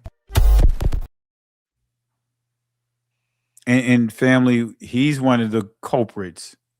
Sister Carol tell you, we did a playbook on him, exposing everything. He's one of the culprits. He's the one that teaches this big Israel and little Israel. Yes. That they are the big Israel and we are the little Israel.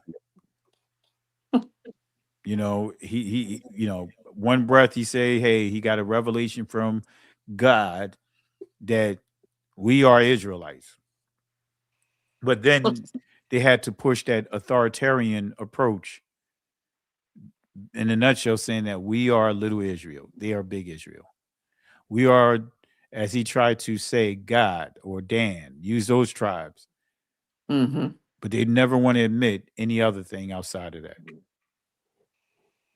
Any comments, guys, as we get ready to wrap up?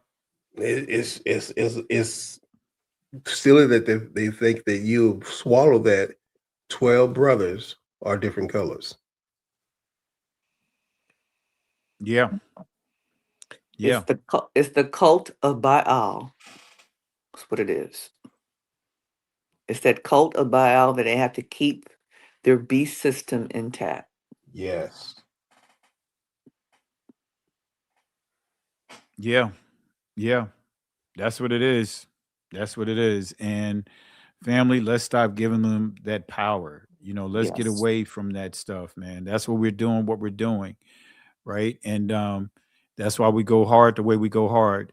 Real quick, let me give some shout outs here real quick. I see some super chats that came in since the initial ones that I covered earlier.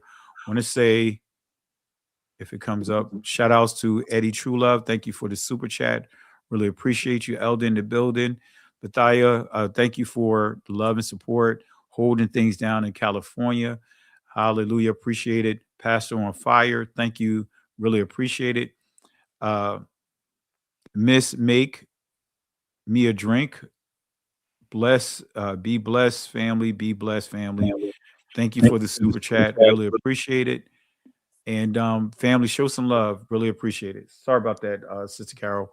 It's Just wanted okay. to catch them before I forgot. And I want to do the same thing. I want to thank the persons who sent me some love and my Cash App.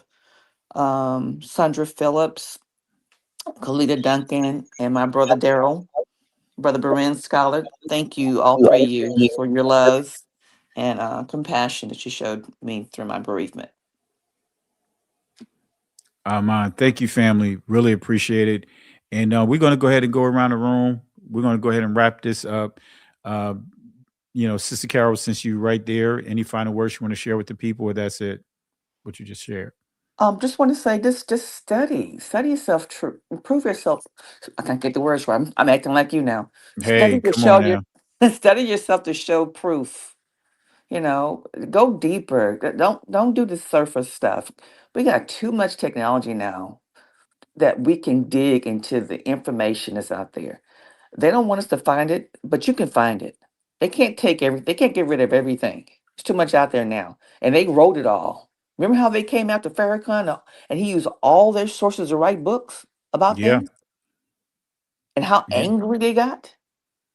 So the information is out there. Just go dig it up Yes. and learn it and teach it to your children so they know. Because the knowledge makes you powerful, equips you to fight so they can't stand up against you. And that's the problem. They don't want us to stand up against them. And we're becoming stronger and stronger and they know it. They have to knock us down. So You hit it study. right on now. Go ahead, Sister Carol. It's like a delay on my end, so my apologies. It's okay. But you hit it right on the nail. And family, I'll say this because I know I fumbled on a few words, but I'm gonna tell you this: you try doing what we're doing, and I can guarantee you're not gonna get every pronunciation correct. And it's not for the weak. Exactly. This is not for the weak. You got to have a strong confidence about you to go into this arc.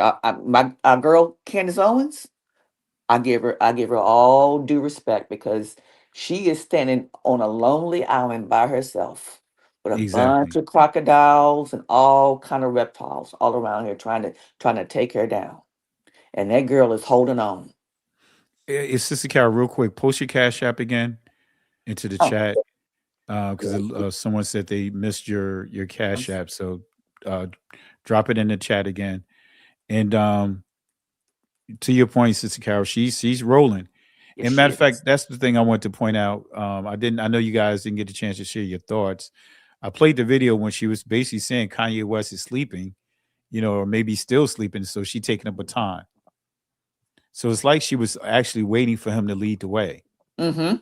And that being that he's not leading the way, she like, okay, I'm gonna take the baton and I got it. I'm gonna take it from where you, as far as you took it to. Now I'm gonna take it from that point and push it further, get it across the finish line.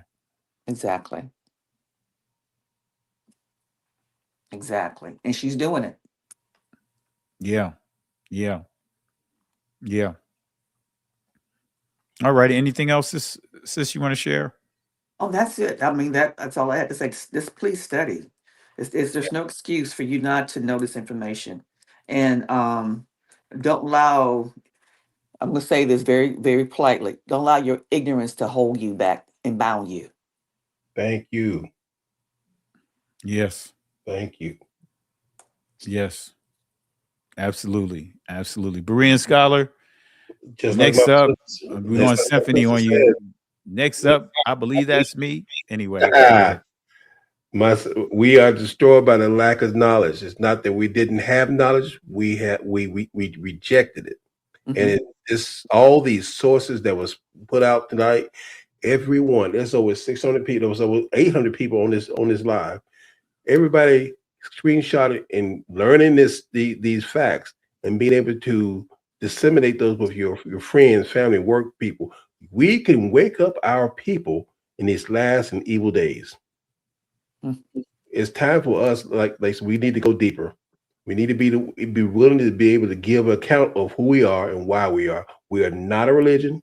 We are a people. We are a family. So we need to act like it. And that's the part. Real quick, Barin's got to let you finish. Family, that's the point, and I'm glad he put that out there, because some of the sources that we contested tonight, they want to make our heritage a religion. Right. Being an Israelite is not a religion. No. It's a bloodline. Being a Jew is a religion. But being an ancient Israelite, it's bloodline. Go ahead, Berean Scholar. It's like my grandma used to say, Pastor, all I can do is stay black. You can't change. So all I can do is stay being an Israelite. It ain't gonna change. I didn't know I was, but now I know I am. But I can't change it. Nope. Yeah. Can't change your DNA. You cannot change your DNA. Thank you. So keep that in mind, family. Any other things, Berean Scholar, are you good? Thank you guys for being a part of this. Thank you for liking and sharing this. Make sure you like and share this. And we know that you're not getting notification, but when usually we recognize coming live on the same time. Be willing to join them and let people know about this truth. Absolutely, absolutely. Well, family, we really appreciate the love and support. And let me just check to make sure we don't have any more super chats, but I think that we got everyone in. But I just wanted to just quote Exodus chapter 14, verse 13 and 14. Fear ye not, stand still, see the salvation of Yahweh. These Egyptians that you see here today will not have power over you ever again. The Most High will fight for you, fight for me, fight for us. But the only thing we have to do is hold our peace. The Hebrew word in that text is charash, which means be quiet. Can't go back, can't stay here, keep moving forward. Shalom. Listen, Genesis chapter 11, verse 10 explains the genealogy of Shem. Shem was a black man in Africa. If you repeat this back, Genesis 14, verse 13, Abraham steps on the scene. Being a descendant of Shem, which is a fact, means Abraham too was black. Abraham, born in the city of a black man, called Nimrod, grandson of Ham. Ham had 4 sons. One was named Canaan. Here, let me do some explaining. Abraham, Isaac was Jacob had 12 sons, for real, and these were the children of Israel. According to Genesis chapter 10, these were the children of Israel. According to Genesis chapter 10, these were the children of Israel.